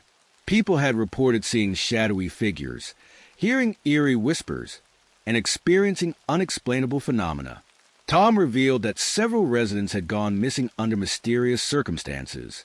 Determined to get to the bottom of the mystery, Marcus began to dig deeper into his past. He visited his childhood home, a decaying relic of a time long gone. The overgrown yard and boarded-up windows spoke of neglect and abandonment. As he walked through the house, fragmented memories began to surface. He recalled the nightmarish events that had plagued his childhood, the terrifying visions, the unexplained noises, and the feeling of being watched. Marcus had always dismissed these experiences as the overactive imagination of a child, but now he wasn't so sure. With Sarah and Tom's help, Marcus tracked down old records, newspaper articles, and journals. They discovered a pattern of unexplained events and disappearances dating back decades. It seemed that Crescent Falls had always been a magnet for dark forces. One evening, Marcus and his friends decided to visit the old playground where they had spent countless hours as children. As they approached, an overwhelming sense of dread washed over them. The swings creaked in the wind, and the rusted merry-go-round spun slowly, seemingly of its own accord. Suddenly, Marcus was hit by a vivid memory of a traumatic incident from his childhood. He remembered playing with Sarah and Tom when a shadowy figure emerged from the woods, its eyes glowing with malevolence. The figure had whispered his name, filling him with a paralyzing fear. As they stood in the playground, the same shadowy figure appeared once more, its presence suffocating. Marcus realized that the horrors of the past were not only real, but were also coming back to haunt them. He knew they had to confront this evil before it consumed them all. Marcus, Sarah, and Tom sought the help of an elderly woman named Mrs. Hawthorne, who was known to have knowledge of the town's dark history. Mrs. Hawthorne was reluctant at first, but eventually agreed to share what she knew. She revealed that Crescent Falls had been built on cursed land, a place where ancient rituals had been performed to summon dark forces. The town's founders had hoped to harness this power for their own gain, but they had unleashed something far more dangerous than they had anticipated. According to Mrs. Hawthorne, the shadowy figure that haunted Marcus and his friends was a manifestation of the malevolent force that had been festering for years. It thrived on fear and pain, growing stronger with each generation. The only way to banish it was to perform a counter-ritual to break the curse. Determined to save themselves and the town, Marcus, Sarah, and Tom gathered the necessary ingredients for the counter-ritual. Mrs. Hawthorne provided them with ancient texts and guided them through the process. The ritual required them to confront their deepest fears and embrace their painful memories. It was a test of their strength and resilience. As they prepared for the ritual, the shadowy figure grew bolder, appearing more frequently and with greater intensity. Marcus struggled with his own doubts and fears. He was haunted by the image of the shadowy figure and the traumatic events of his childhood. However, he knew that they had to face these fears head-on if they wanted to break the curse that on the night of the ritual, Marcus, Sarah, and Tom gathered in the old playground where the shadowy figure had first appeared. They formed a protective circle and began the incantations, their voices steady despite the growing sense of dread. As the ritual progressed, the shadowy figure materialized before them, its malevolent eyes fixed on Marcus. The air grew thick with tension, and a chilling wind swept through the playground. The figure whispered their names, its voice filled with venom and hatred. Marcus, Sarah, and Tom held hands, drawing strength from one another. They continued the incantations, their voices rising in unison. The figure howled in fury, its form shifting and contorting as it tried to break through the protective circle. With a final, powerful incantation, a blinding light erupted from the center of the circle. The figure let out a deafening scream before dissolving into nothingness. The oppressive presence lifted, and a sense of peace settled over the playground. Exhausted but victorious, Marcus realized that he had not only confronted the evil that had haunted him, but had also found closure for the traumas of his past. He had reconnected with old friends, uncovered buried memories, and saved the town from a dark fate. In the days that followed, Crescent Falls began to heal. The strange occurrences ceased, and the missing residents returned, their memories hazy but intact. The town's atmosphere lightened, and a sense of hope filled the air. Marcus returned to his life as an author, but he carried with him the lessons he had learned in Crescent Falls. He wrote a new book, Echoes of the Past, detailing his journey and the power of confronting one's fears. The book became a bestseller, resonating with readers who had their own traumas to face. As Marcus looked out at the world, he knew that the horrors of the past could be overcome. The strength of the human spirit, the power of friendship, and the courage to face the unknown had triumphed over the darkness. Crescent Falls continued to thrive, its residents no longer haunted by the shadows of the past. The town became a symbol of resilience and renewal, a place where the light of hope could always shine through. Marcus knew that he had made a difference, not only for himself but for those he loved. The echoes of the past had been silenced, and a new dawn had emerged. The Cursed Diary. Emma Bradford, a curious teenager with a penchant for adventure, had just moved into a century-old Victorian house with her family. The house, with its creaky floors and mysterious aura, was unlike any place she had ever lived in. On a crisp autumn afternoon, while her parents were busy unpacking, Emma decided to explore the attic. The attic was dimly lit, with rays of sunlight filtering through small, dusty windows. Old furniture, boxes, and forgotten belongings were scattered about. As Emma carefully navigated the clutter, she stumbled upon an old, dusty chest hidden beneath a pile of blankets. Intrigued, she knelt down and opened the chest, revealing a collection of old photographs, trinkets, and a leather-bound diary. The diary's cover was worn and faded, its pages yellowed with age. Emma gently picked it up, feeling a strange connection to the past. She decided to take the diary to her room to read its contents, unaware that this discovery would change her life forever. That evening, Emma sat on her bed, the diary open on her lap. The early entries were mundane, detailing the daily life and experiences of a girl named Abigail who had lived in the house over a century ago. Abigail wrote about her family, her friends, and the simple joys of life in a small town. As Emma delved deeper into the diary, the tone shifted dramatically. Abigail began to describe strange and unsettling occurrences, whispers in the night, shadowy figures lurking in the corners, and an oppressive sense of dread that seemed to permeate the house. Emma's initial curiosity turned to unease as she continued to read.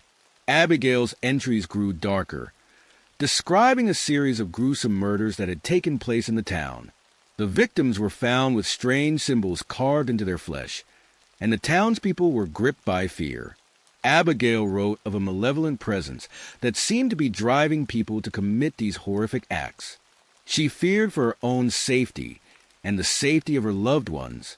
The next morning, Emma couldn't shake the feeling of unease that had settled over her. She decided to confide in her best friend Jacob, who lived just a few houses away. Together, they pored over the diary, their sense of foreboding growing with each entry. To their horror, they realized that the events described in the diary mirrored things that were happening in the present day. The same shadowy figures, the same whispers, and even recent reports of violent incidents in the town. It was as if history was repeating itself, and the malevolent force that had haunted Abigail was back. Determined to uncover the truth and protect their families, Emma and Jacob began to research the history of the house and the town. They discovered old newspaper articles and records that corroborated the events described in the diary. The murders, the disappearances, and the strange occurrences, it was all true. As the days passed, Emma and Jacob became increasingly fearful for their safety. They experienced terrifying visions, heard haunting whispers, and felt the oppressive weight of the malevolent presence. Desperate for answers, they sought the help of Mrs. Hawthorne, an elderly woman known for her knowledge of the town's dark history. Mrs. Hawthorne was reluctant to speak at first, but she sensed the urgency in Emma and Jacob's pleas. She revealed that the house had been built on cursed land, a place where ancient rituals had been performed to summon dark forces. The town's founders had hoped to harness this power for their own gain, but they had unleashed something far more dangerous than they had anticipated. According to Mrs. Hawthorne, the shadowy figures that haunted Emma and Jacob were manifestations of the malevolent spirit that had been feeding off the fear and suffering of the town's residents for generations. The only way to banish it was to perform a counter-ritual to break the curse. With Mrs. Hawthorne's guidance, Emma and Jacob began to piece together the details of the counter-ritual. The ritual required specific ingredients, symbols, and incantations, all of which were detailed in the diary. They needed to gather rare herbs, sacred objects, and a protective charm that had been buried somewhere on the property. As they prepared for the ritual, the malevolent presence in the house grew stronger. Emma and Jacob experienced more frequent and intense visions, heard sinister whispers, and felt the oppressive weight of the spirit's anger. Despite their fear, they pressed on, determined to save themselves and the town. They spent days searching the property for the buried charm, digging through the overgrown garden and scouring the house for hidden clues. Their determination paid off when they discovered an old, rusted box buried beneath a rose bush. Inside, they found the protective charm, a small, intricately carved talisman that seemed to pulse with energy. On the night of the ritual, Emma and Jacob gathered in the attic, the place where the curse had first taken hold. They formed a protective circle and placed the ingredients, symbols, and charm at the center. With Mrs. Hawthorne's ancient text as their guide, they began the incantations, their voices steady despite the growing sense of dread. As the ritual progressed, the air grew thick with tension and the temperature dropped. Shadowy figures materialized around them, their eyes glowing with malevolence. The spirit's presence was overwhelming, but Emma and Jacob remained resolute. The shadowy figures howled in fury, lashing out with tendrils of darkness that threatened to breach the protective circle. Emma and Jacob held hands, drawing strength from one another as they continued the ritual. The diary's pages seemed to come alive, the words glowing with a strange, otherworldly light. With a final, powerful incantation, a blinding light erupted from the center of the circle. The malevolent spirit let out a deafening scream before dissolving into nothingness. The oppressive presence lifted, and a sense of peace settled over the attic. Exhausted but relieved, Emma and Jacob knew that they had finally broken the curse. The house, once filled with darkness and fear, now felt like a sanctuary. The strange occurrences ceased, and the town began to heal. In the days that followed, Emma and Jacob shared their story with their families and friends. They returned the diary to its original hiding place in the attic, knowing that it held a piece of the town's history. The experience had brought them closer together and had taught them the value of courage and resilience. As the news of their bravery spread, the townspeople began to feel a renewed sense of hope. The dark shadow that had loomed over Crescent Falls for generations had been lifted, and the town began to flourish once more. The bond between Emma and Jacob grew stronger, and they became local heroes, celebrated for their courage and determination. Years later, Emma and Jacob remained close friends, their bond unbreakable. They never forgot the events that had transpired in the old Victorian house, and the diary that had changed their lives. Their story became a legend in the town, a testament to the power of courage and the strength of the human spirit. As new families moved into the house, they were welcomed with open arms and told the story of the cursed diary. It served as a reminder of the importance of facing one's fears and the power of friendship. Emma and Jacob knew that they had made a difference, not only for themselves but for the town they loved. The echoes of the past had been silenced, and a new dawn had emerged. The house, once a place of darkness and terror, became a symbol of hope and resilience. The townspeople cherished the lessons learned from Emma and Jacob's bravery, ensuring that the dark forces that had once plagued them would never return. Emma continued to explore her passion for history and the supernatural, while Jacob pursued a career in writing, inspired by their shared experiences. They remained vigilant, always aware of the potential for darkness to resurface, but confident in their ability to overcome it. Together, they faced whatever challenges came their way, knowing that the strength of their friendship and their unwavering courage would guide them through even the darkest of times. The Ghost Train. In the small town of Ashtonville, an old railway line that had been defunct for decades suddenly gained new life. The Ashtonville Historical Society, in a bid to attract tourists, decided to reopen the line for late-night ghost tours. The townsfolk were intrigued and a bit apprehensive, for they knew the tragic history behind the railway.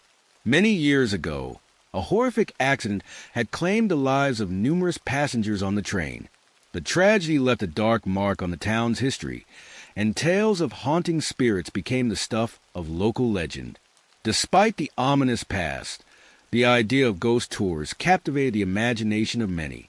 The railway station was meticulously restored to its former glory, with vintage signs, benches, and a refurbished steam locomotive that exuded an old-world charm. The tours were scheduled to run every weekend night, promising an eerie and thrilling experience for those brave enough to board the ghost train. A group of 5 friends, Ethan, Lisa, Max, Chloe, and Ryan, were among the first to buy tickets for the ghost tour. They were thrill seekers, always on the lookout for the next adrenaline rush. The legend of the ghost train was too tempting to resist, and they eagerly awaited their night of adventure. The night of the tour arrived, and the friends gathered at the old Ashtonville train station. The air was thick with excitement and a hint of foreboding. The train, an antique steam locomotive, stood on the tracks, its exterior restored to its former glory. The station was bustling with activity, with tourists and locals alike eager to experience the ghostly adventure. As they boarded the train, the friends couldn't help but feel a mix of excitement and apprehension. The interior of the train was dimly lit, with flickering lanterns casting eerie shadows on the walls. The wooden seats creaked as they settled in, and the faint smell of coal and age would fill the air. As the train chugged along the tracks, the tour guide, Mr. Thompson, began recounting the history of the railway and the tragic accident that had occurred years ago. He described how the train had derailed on a stormy night, plunging into a ravine and killing dozens of passengers. The bodies were never recovered, and the spirits were said to haunt the railway to this day. The friends listened intently, their initial excitement giving way to unease. The train's interior, with its dim lighting and creaky wooden floors, added to the eerie atmosphere. As they looked out the windows, the moonlit landscape seemed to blur, creating an otherworldly effect. As the train entered a long, dark tunnel, the lights flickered and then went out completely. The train came to an abrupt halt, plunging the passengers into darkness. Panic set in as they realized they were trapped. The air grew colder, and a sense of dread washed over them. Suddenly, ghostly apparitions began to materialize inside the train. The spirits of the passengers who had died in the accident appeared, their faces twisted in pain and anger. The friends could hear faint whispers and cries, the echoes of the past haunting the present. Ethan felt a cold hand on his shoulder, and when he turned, he saw a ghostly figure standing behind him. Lisa let out a scream as she saw a spectral child reaching out to her. Max, Chloe, and Ryan huddled together, their hearts pounding with fear. The spirits seemed to be drawn to the group, their malevolent presence growing stronger. As the apparitions moved closer, the friends felt an overwhelming sense of despair. The spirits seemed to be reliving their final moments, trapped in an endless loop of suffering. Ethan and his friends knew they had to find a way to escape the train and put an end to the haunting. Desperate to find a way out, the friends began to explore the train. They discovered an old, tattered journal hidden beneath one of the seats. The journal belonged to the train's conductor, who had survived the accident but was haunted by guilt. The entries revealed dark secrets about the railway, including evidence of sabotage that had caused the crash. The conductor had discovered that a rival railway company had sabotaged the train to gain control of the lucrative route. The spirits of the passengers were trapped, seeking justice for the wrongs committed against them. The journal hinted at a way to release the spirits and end the haunting. As they read the journal, the friends realized that the spirits were not only angry but also vengeful. They wanted their story to be known and the truth to be revealed. With renewed determination, the friends set out to uncover more clues about the accident and find a way to perform the ritual described in the journal. Following the instructions in the journal, the friends gathered the necessary items for the ritual to release the spirits. They needed to find a specific location along the tracks where the accident had occurred and perform the ritual at midnight. Time was running out, and the spirits grew increasingly agitated. With the help of Mr. Thompson, who had also been on the train and had been trying to fix the power, they managed to restart the locomotive. The train continued its journey, and the friends prepared for the ritual. As the clock struck midnight, they reached the designated location, a desolate stretch of tracks overgrown with weeds and shrouded in darkness. The friends disembarked and stood at the site of the accident, the air heavy with the weight of the past. They formed a circle and began the incantations, their voices steady despite the fear that gripped them. The spirits surrounded them, their forms shifting and contorting with anger. As the ritual progressed, the ground beneath them began to tremble, and a blinding light erupted from the center of the circle. The spirits let out a collective wail before being drawn into the light.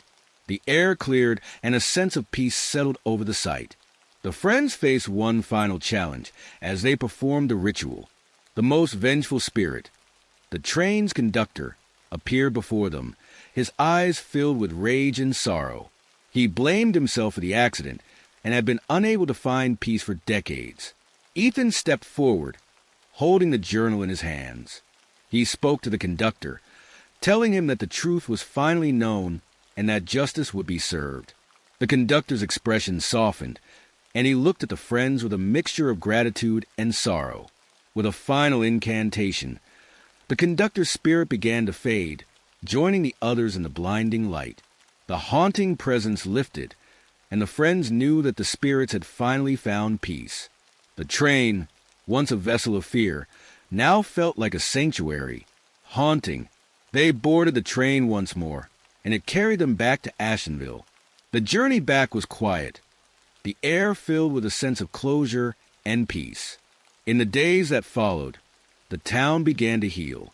The ghost tours were discontinued, and the railway was preserved as a historical site. The story of the ghost train became a legend, a testament to the power of courage and the strength of the human spirit. The friends remained close, their bond unbreakable. They never forgot the night they had faced the ghost train and freed the trapped spirits. Their story became an inspiration, reminding others that even in the darkest of times, hope and bravery could prevail.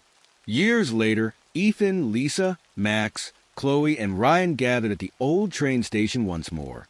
The railway had been transformed into a museum, preserving the history and memory of the tragic accident. They walked through the exhibits, reminiscing about the night they had faced their fears and saved the spirits. As they stood on the platform, watching the restored locomotive gleam in the sunlight, they knew that they had made a difference. The ghost train's legend lived on, not as a tale of fear and tragedy, but as a symbol of resilience and renewal. The friends knew that they had forged a bond that would last a lifetime. They had faced the unknown, uncovered dark secrets, and emerged victorious. Their story became a beacon of hope, reminding others that even in the face of adversity, courage and friendship could light the way. The Witch's Curse. In the picturesque village of Eldridge, tranquility was not just a luxury, but a way of life. Generations of villagers had lived in harmony with the land and each other, their lives interwoven with the rhythms of nature. Nestled between rolling hills and dense forests, Eldridge was a place where time seemed to stand still, untouched by the chaos of the outside world. However, this peace was not to last. The serene village began to unravel when a series of bizarre and deadly incidents struck fear into the hearts of its inhabitants. It started with the livestock. One by one, the animals were found lifeless, their eyes wide open in terror. The crops, too, suffered an inexplicable blight, withering overnight despite the farmers' best efforts. Strange symbols, etched in an unknown language, began to appear on the doorways of homes. Panic spread like wildfire through Eldridge. The villagers, steeped in ancient superstitions, believed they were under the dark spell of a witch's curse.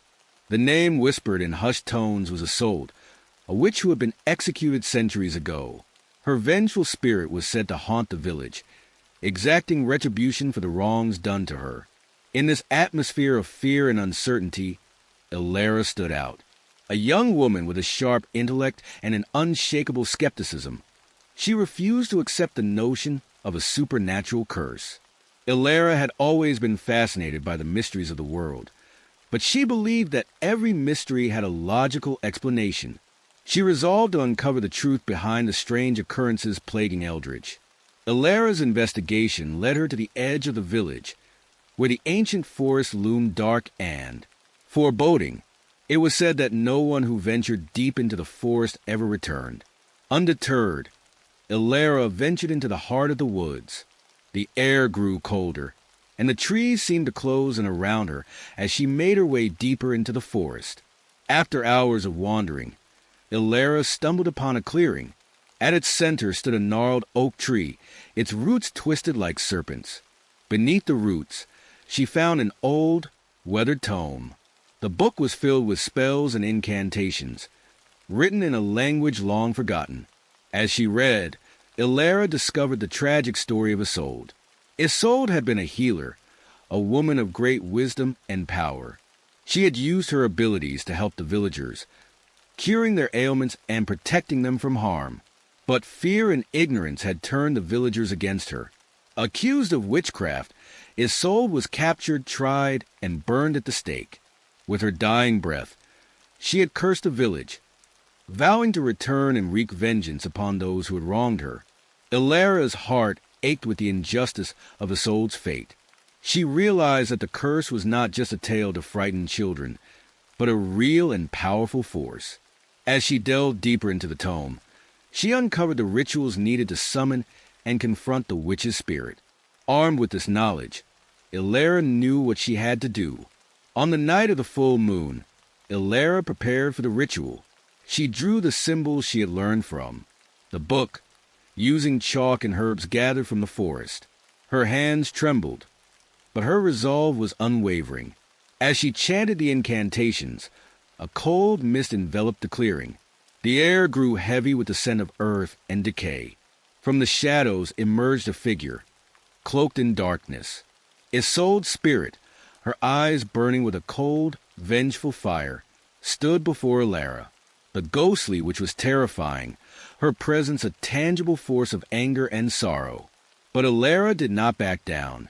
She faced Isolde with a mix of bravery and compassion. "I know the pain you have endured," Ilara spoke, her voice steady. "You were wronged, and for that, I am truly sorry.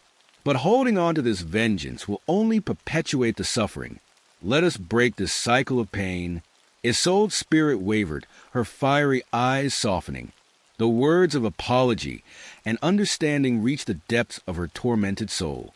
For centuries, she had been driven by anger and a need for retribution. But now, confronted with Ilara's sincerity, she felt a flicker of peace. With a final, mournful cry, Isolde's spirit began to dissipate. The dark mist lifted, and the air grew warm once more. The curse that had plagued Eldridge for centuries was lifted. The village was free, and Ilara was hailed as a hero. Eldridge slowly returned to its former peaceful state. The villagers, grateful and awed by Ilara's courage, began to see the world with new eyes. The tale of the witch's curse became a legend, passed down through generations as a reminder of the power of compassion and understanding. Ilara, now a respected figure in the village, continued to explore the mysteries of the world. She knew that there were many more secrets waiting to be uncovered, and she was ready to face them with the same courage and intellect that had saved Eldridge. As the years passed, the village of Eldridge thrived. The land once cursed now yielded bountiful harvests, and the villagers lived without fear. Yet, the memory of the witch's curse remained a somber reminder of the dark chapters in their history. Ilara, though celebrated as a heroine, remained humble.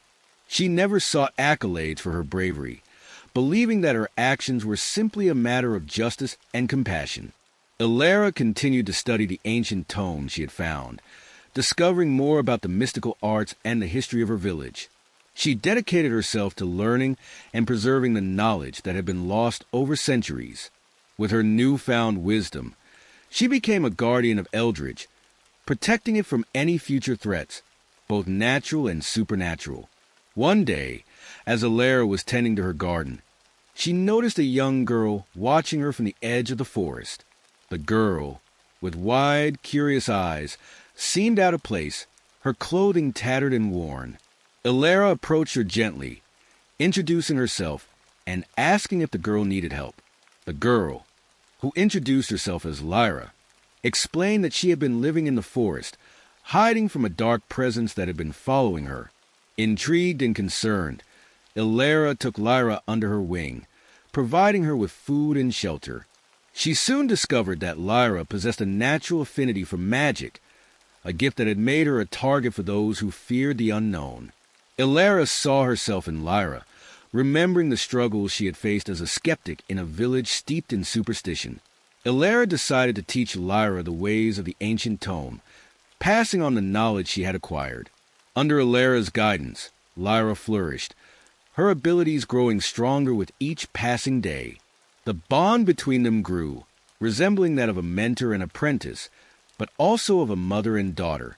As Lyra learned more about her powers, she confided in Ilara about the dark presence that had been haunting her. It was a malevolent spirit, much like the witch's curse that had once plagued Eldridge. Ilara knew that they needed to confront this new threat before it could cause harm to the village or to Lyra. Together, Ilara and Lyra prepared for the confrontation. They studied the ancient tome, seeking any information that could help them vanquish the dark spirit. They gathered herbs and materials for protective charms and practiced their incantations. The nights were long and filled with anxious anticipation, but their determination never wavered. On the night of the new moon, when the darkness was at its peak, Ilara and Lyra ventured into the heart of the forest. The air was thick with tension, and the trees seemed to whisper warnings. They found a clearing where the ground was scorched, a sign of the dark spirit's presence. Ilara and Lyra began the ritual, their voices rising in unison as they chanted the incantations. The air grew colder, and a palpable sense of dread filled the clearing. From the shadows emerged the dark spirit, a malevolent force that radiated hatred and despair. Its form was indistinct, a swirling mass of shadows and mist, with eyes that burned like embers. Lyra stood her ground, drawing strength from Ilara's unwavering presence. She raised her hands, channeling her magical energy into a protective barrier. The dark spirit recoiled, hissing in anger as it struck against the barrier. Ilara joined Lyra, their combined strength pushing the spirit back. "You will not harm us," Ilara declared, her voice resolute. "Your reign of terror ends here." The dark spirit let out a bone-chilling wail, its form writhing and contorting as it struggled against the barrier. Ilara and Lyra continued their incantations, their voices harmonizing in a powerful symphony of magic. Slowly, the dark spirit began to weaken, its form dissipating like smoke in the wind. With one final, defiant scream, the dark spirit vanished, leaving behind a profound silence. The air grew warm again, and the oppressive weight lifted from the clearing. Ilara and Lyra exchanged relieved smiles, their bond stronger than ever. The village of Eldridge was safe once more, thanks to the courage and determination of Ilara and Lyra. The villagers, who had once feared the unknown, now looked to Ilara and Lyra as their protectors. They embraced the magic that had once been shunned, recognizing it. The village of Eldridge was safe once more, thanks to the courage and determination of Ilara and Lyra. The villagers, who had once feared the unknown, now looked to Ilara and Lyra as their protectors. The Phantom Lighthouse. In the vast expanse of the Atlantic Ocean, far from the bustle of the mainland, stood a solitary lighthouse on a desolate island. This lighthouse, known as Eldon Beacon, had guided ships to safety for over a century. Its towering presence was a beacon of hope for sailors navigating treacherous waters. The keeper of this lighthouse, a solitary man named Samuel, had dedicated his life to its upkeep. Samuel had always preferred the solitude of the island to the chaos of the city. The rhythmic sound of the waves crashing against the rocky shores, the call of the seabirds, and the isolation provided him with a sense of peace that he couldn't find elsewhere. He had been the keeper of Eldon Beacon for over 2 decades, and he knew every inch of the island like the back of his hand. However, strange occurrences began to disrupt his tranquil existence. It started with the lights. At night, Samuel would see phantom lights flickering in the distance, moving in erratic patterns that no ship could produce. He dismissed them as tricks of the mind, a result of his long hours spent alone. But soon, the lights were accompanied by ghostly apparitions. Shadows of figures would appear on the shoreline, only to vanish when he approached. The sounds were the most unsettling. Unexplained noises echoed through the lighthouse at all hours. The creaking of floorboards, whispers in the wind, and the mournful wail of what sounded like a foghorn filled the air. These occurrences left Samuel on edge, questioning his sanity. Determined to get to the bottom of the mystery, Samuel delved into the history of the island. He spent hours in the lighthouse's small library, poring over old logs, journals, and historical records. It was in one of these dusty tomes that he uncovered the tragic tale of the shipwreck. A century ago, a ship named the Dawn Star had met its doom on the rocky shores of the island during a fierce storm. The lighthouse keeper at the time, a man named Elias, had been unable to prevent the disaster. The ship had been carrying a crew of 30 sailors, all of whom perished in the icy waters. It was said that the spirits of these lost souls haunted the island, seeking revenge for their untimely deaths. Samuel realized that the spirits were restless and were manifesting their presence in the form of the phantom lights, apparitions, and eerie sounds. He knew he had to find a way to appease them before they claimed him as their next victim. Armed with his newfound knowledge, Samuel decided to perform a ritual to appease the spirits. He gathered the necessary items: candles, herbs, and an old map of the island. On the night of the full moon, he ventured to the site of the shipwreck, where the waves crashed violently against the rocks. With a mixture of fear and determination, Samuel began the ritual. He lit the candles and placed them in a circle, sprinkling the herbs around the perimeter. As he chanted the incantations, the air grew cold, and a thick fog enveloped the shore. The ghostly figures of the sailors emerged from the mist, their eyes filled with sorrow and anger. Samuel spoke to them, his voice steady despite the fear gnawing at his heart. He offered his deepest apologies for their tragic fate and promised to honor their memory. He vowed to maintain the lighthouse and ensure that no other ship would meet the same fate. The spirits listened, their expressions softening. One by one, they began to fade into the mist, their anger replaced by a sense of peace.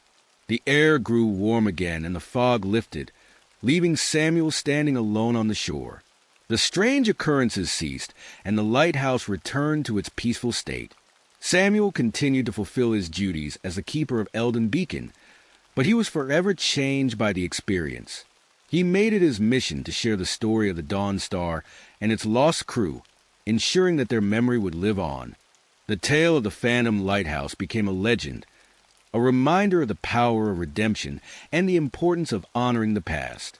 And Samuel, the solitary keeper, remained a guardian of the island, watching over the sea and the spirits that once haunted its shores.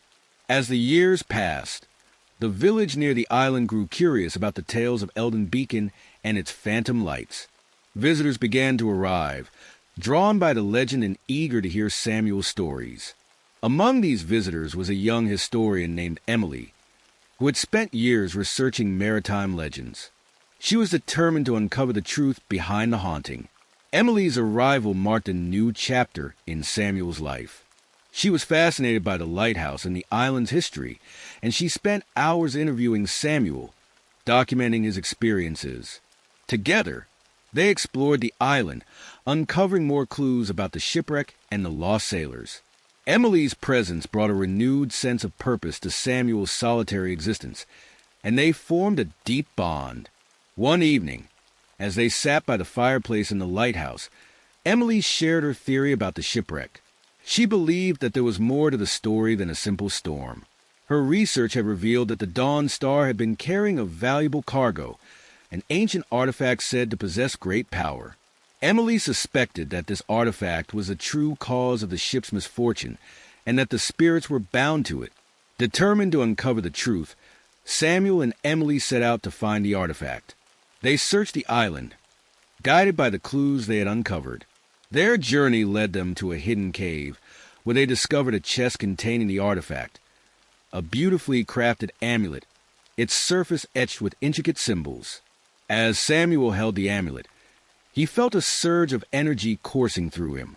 The ghostly figures of the sailors appeared once more, but this time, their expressions were not of anger but of longing.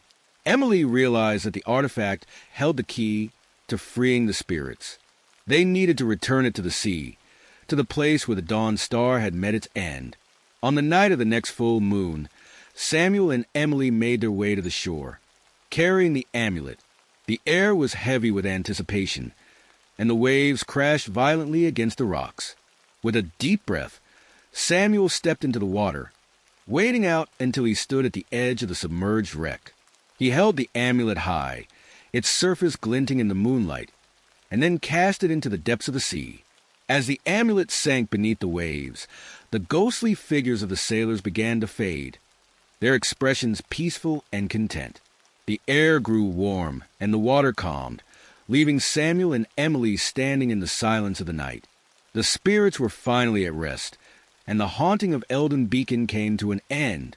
Samuel and Emily returned to the lighthouse, their bond stronger than ever. The tale of the phantom lighthouse continued to be told, but now it was a story of redemption, of the power of honoring the past, and of the courage to face the unknown. Years passed, and Samuel eventually retired from his duties as the keeper of Eldon Beacon. He and Emily continued their research, sharing their findings with the world. The lighthouse remained a symbol of hope and resilience, standing tall against the storms of the sea and the shadows of the past. The island, once a place of solitude and haunting, became a destination for those seeking to understand the mysteries of the ocean and the spirits that dwell within it. Visitors came from far and wide to hear Samuel and Emily's tales, to walk the shores where the spirits had once roamed, and to feel the power of the lighthouse that had guided so many to safety. The legacy of Eldon Beacon lived on, a testament to the strength of the human spirit and the enduring power of redemption. Samuel and Emily, bound by their shared experiences and their unwavering dedication to the truth, remained guardians of the lighthouse, protectors of its history and keepers of its light. Emily's continued presence on the island also brought new characters into the story. Her younger brother, Thomas, fascinated by his sister's tales, decided to join them on the island. Thomas, a marine biologist, was intrigued by the ecosystem surrounding the lighthouse and the mysterious occurrences. With his scientific background, Thomas added a new dimension to their exploration. He studied the marine life around the island and uncovered evidence that suggested a unique connection between the spirits and the ocean. He discovered ancient carvings on the rocks beneath the lighthouse, depicting the same symbols as the amulet they had found. Thomas's research led him to believe that the island itself held mystical properties. He hypothesized that the island was a nexus of supernatural energy, and the lighthouse served as a conduit between the living and the spirit world. This revelation added a layer of complexity to their understanding of the haunting. Intrigued by Thomas's findings, Samuel and Emily delved deeper into the island's history. They unearthed ancient texts and artifacts that shed light on the island's significance. They learned that the island had once been a sacred place for an ancient civilization that revered the spirits of the sea. The lighthouse, built on this hallowed ground, was more than just a beacon for ships. It was a guardian of the spirits. As they uncovered more secrets, they realized that their mission was not just to protect the lighthouse, but to safeguard the island's mystical legacy. They felt a profound responsibility to honor the spirits and preserve the island's history. One day, while exploring a hidden cove, they encountered an elderly woman named Agatha, who claimed to be the last descendant of the ancient civilization. Agatha had the Shadow People. In the bustling city of Nova Terra, life moved at an unrelenting pace. The streets teemed with people, cars honking incessantly, and the hum of urban life filled the air. Amid this chaos, a new, unsettling phenomenon began to surface. People reported sightings of shadowy figures lurking just beyond the corners of their vision. These figures, dubbed the Shadow People, seemed to be watching, waiting, and following their unsuspecting victims. The reports grew more frequent, and soon, the city was gripped by a palpable fear. Those who claimed to have seen the Shadow People often vanished without a trace, leaving behind only puzzled loved ones and a lingering sense of dread. The police were inundated with missing persons cases, but there were no leads, no clues, and no logical explanations. Detective Marcus Reed was assigned to the case. A seasoned investigator with a sharp mind and a reputation for solving the most perplexing mysteries, Marcus was determined to get to the bottom of the disappearances. He spent countless hours poring over case files, interviewing witnesses, and analyzing any scrap of evidence he could find. One evening, as Marcus reviewed his notes in his dimly lit office, he noticed a pattern. The sightings of the Shadow People were concentrated around specific locations in the city: old buildings, abandoned warehouses, and places steeped in history. Intrigued, Marcus decided to visit these locations, hoping to uncover some connection. His investigation led him to an ancient library in the heart of the city. The library, a relic of a bygone era, was filled with dusty tomes and forgotten knowledge. As Marcus wandered through the aisles, he came across a section on urban legends and supernatural phenomena. Among the books, he found an old manuscript that detailed the legend of the Shadow People. According to the manuscript, the Shadow People were the minions of an ancient, malevolent force known as the Umbral Entity. This entity fed on human souls, using the Shadow People to ensnare its victims. The manuscript described how the entity had been sealed away centuries ago by a powerful sorcerer, but the seal had weakened over time, allowing the Shadow People to slip through and wreak havoc on the living. Marcus was skeptical but desperate for answers. He delved deeper into the manuscript, learning about the rituals and symbols used to protect against the Umbral Entity. Armed with this knowledge, he decided to confront the Shadow People and put an end to the disappearances. Hashtag a formidable team. As night fell, Marcus ventured to an abandoned warehouse on the outskirts of the city, a place where the Shadow People had been frequently sighted. He carried with him a small pouch of protective charms and a copy of the ritual from the manuscript. The warehouse was eerily silent, the air thick with tension. Marcus's heart pounded as he stepped inside, the beam of his flashlight cutting through the darkness. Shadows danced on the walls, and he could feel the weight of unseen eyes upon him. He began to recite the incantations from the manuscript, his voice steady despite the fear gnawing at his core. Suddenly, the temperature dropped, and the shadows coalesced into dark, humanoid forms. The Shadow People had arrived, their hollow eyes fixed on Marcus. He held his ground, clutching the protective charms and continuing the ritual. The symbols glowed with an otherworldly light, and the Shadow People recoiled, hissing in anger. As the ritual reached its climax, a blinding light erupted from the charms, banishing the Shadow People back to the realm from which they came. The oppressive atmosphere lifted, and the warehouse returned to its desolate state. Marcus breathed a sigh of relief, knowing he had succeeded. Hashtag a new ally. Despite the apparent victory, Marcus couldn't shake the feeling that the battle was not yet over. He continued to study the manuscript, uncovering more about the Umbral Entity and its sinister connection to the Shadow People. He learned that the entity was ancient, older than humanity itself, and had once ruled the world from the shadows, feeding on the souls of the living. One evening, while Marcus was engrossed in his research, a knock on the door interrupted his thoughts. Standing on his doorstep was a woman named Isabella, a paranormal investigator who had heard about his recent encounter with the Shadow People. Isabella had spent years studying supernatural phenomena, and she believed that Marcus's knowledge could help her uncover the truth about the Umbral Entity. Isabella and Marcus formed an unlikely partnership, combining their expertise to delve deeper into the mystery. They discovered that the Umbral Entity had a physical form, a dark, twisted creature that could only be defeated by performing an ancient and dangerous ritual. This ritual required rare and powerful artifacts that were scattered across the globe. Hashtag Hashtag the quest for artifacts. Marcus and Isabella embarked on a global quest to find these artifacts. Their journey took them to the remote corners of the earth, ancient temples hidden in dense jungles, desolate deserts where the sun never set, and icy tundras where the wind howled like a banshee. Along the way, they encountered various challenges, including traps set by those who worshiped the umbral entity and natural obstacles that tested their resolve. First stop, the Amazon rainforest. One of their first stops was an ancient temple in the heart of the Amazon rainforest. The temple was said to hold the Amulet of Light, a powerful artifact that could repel darkness. Navigating through the dense jungle and fending off dangerous wildlife, Marcus and Isabella finally reached the temple. Inside, they faced intricate traps and puzzles designed to protect the amulet. Using their combined skills and knowledge, they managed to retrieve the amulet and escape the temple unscathed. Second stop, the Sahara Desert. Their next destination was the Sahara Desert, where they sought the Staff of Radiance, an artifact buried beneath the sands.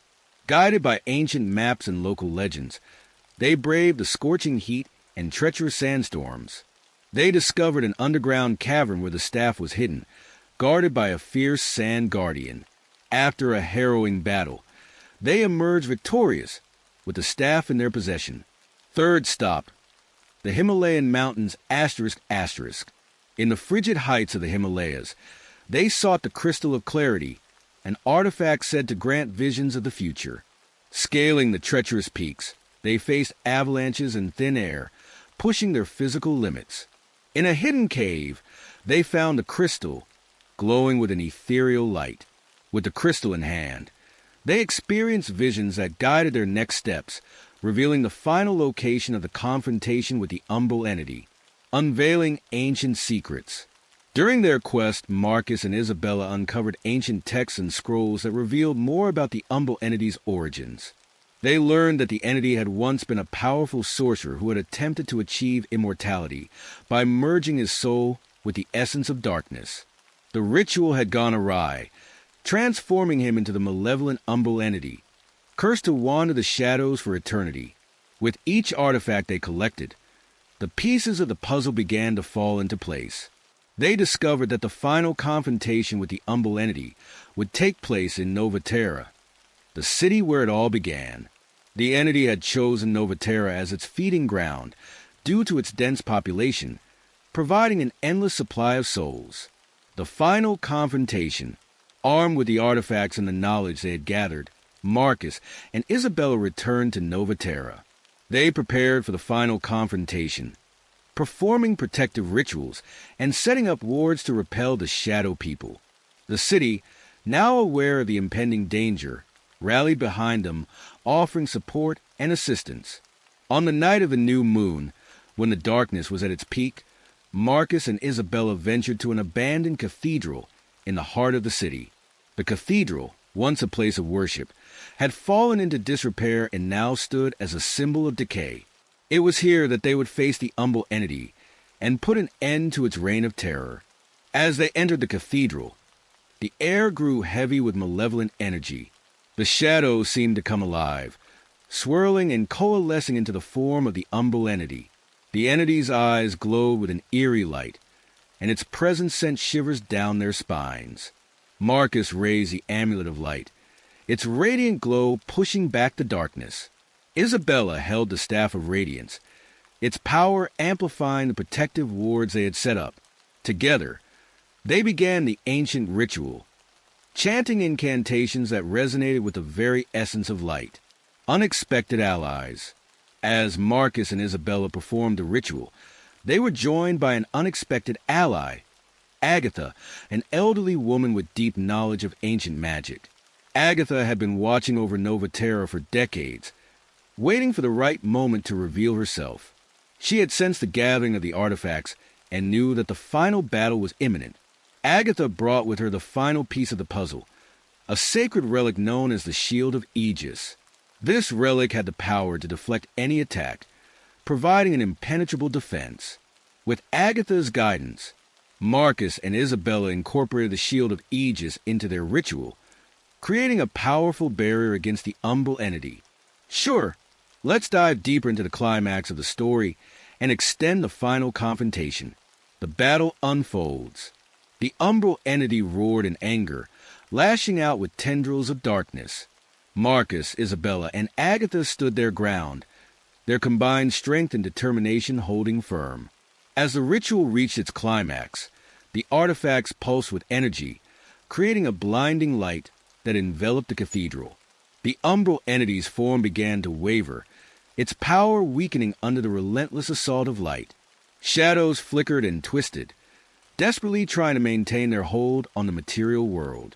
Marcus could feel the immense pressure building, the air crackling with raw energy. The walls of the cathedral seemed to vibrate with the force of their struggle. Agatha's voice rose above the chaos, chanting ancient incantations with a fervor born of years of preparation. Her hands moved with practiced precision, tracing intricate symbols in the air that glowed with a soft, golden light. The shield of Aegis shimmered, its protective barrier absorbing the dark tendrils and turning them into harmless wisps of smoke. Isabella, wielding the Staff of Radiance, focused on amplifying their defenses. She could feel the staff humming with power, its connection to the ancient relics strengthening their resolve. Her eyes never wavered from the form of the umbral entity, determined to see this battle to its end. Marcus, clutching the amulet of light, directed its brilliant glow towards the heart of the entity. He could see the flicker of fear in its eyes as the light pierced through its dark form. The entity's wails grew louder, echoing through the cathedral like a banshee's cry. Marcus gritted his teeth, pouring every ounce of his strength into the ritual. The shadow people, sensing the vulnerability of their master, swarmed towards the cathedral in a desperate attempt to protect the umbral entity. But the wards and protective barriers held strong, repelling the dark figures and preventing them from reaching Marcus and his allies. Time seemed to stretch as the battle raged on, each second feeling like an eternity. The ground beneath their feet trembled, and the very fabric of reality seemed to warp and twist under the strain of their clash. The light from the artifacts grew brighter, pushing back the darkness and illuminating the once decaying cathedral with a heavenly glow. Finally, with a final, earth-shaking roar, the umbral entity began to disintegrate. Its form broke apart, the shadows unraveling and dissipating into the air. The tendrils of darkness retreated, and the oppressive weight lifted from the cathedral. The light from the artifacts coalesced into a radiant beam, striking the heart of the entity and reducing it to nothingness. As the last remnants of the umbral entity vanished, a profound silence settled over the cathedral. The oppressive energy dissipated, replaced by a sense of calm and tranquility. The shadow people, deprived of their master's power, faded into the shadows from whence they came, never to return. Marcus, Isabella, and Agatha stood in the aftermath, their breaths heavy and their bodies exhausted. They had done it. They had vanquished the umbral entity and freed Nova Terra from its sinister grip. The artifacts, their purpose fulfilled, slowly dimmed and returned to their dormant state. The aftermath, as dawn broke, the first rays of sunlight streamed through the shattered windows of the cathedral, casting a warm, golden glow over the scene. The people of Nova Terra, who had anxiously awaited the outcome, gathered outside the cathedral, their faces a mix of relief and gratitude. They cheered and applauded as Marcus, Isabella, and Agatha emerged, weary but triumphant. The city celebrated their victory, and the legend of the Shadow People and the umbral entity became a part of Nova Terra's history. Marcus and Isabella, now hailed as heroes, continued their work, exploring the unknown and protecting the world from supernatural threats. Agatha, content that her role had been fulfilled, retired to a peaceful life, her knowledge and wisdom preserved for future generations. The cathedral, once a symbol of decay, was restored to its former glory. It stood as a beacon of hope and resilience, a reminder of the courage and determination that had saved the city. The artifacts were placed in a secure vault, their powers safeguarded and their legacy honored. Marcus, Isabella, and Agatha remained close, their bond forged in the crucible of their shared struggle. They continued to study the ancient texts, uncovering more secrets of the supernatural world. Their adventures took them to new places, each challenge met with the same unwavering resolve that had seen them through their darkest hour. Nova Terra, now free from the shadow of the humble entity, thrived. The people, once paralyzed by fear, embraced a new era of unity and strength. The story of the Shadow People and their defeat became a testament to the power of the human spirit, a tale that would be told for generations to come. And so, the city of Nova Terra stood as a shining example of resilience and hope, its people ever watchful, ever vigilant, ready to face whatever darkness might come their way. For they knew that as long as they stood together, the light would always prevail.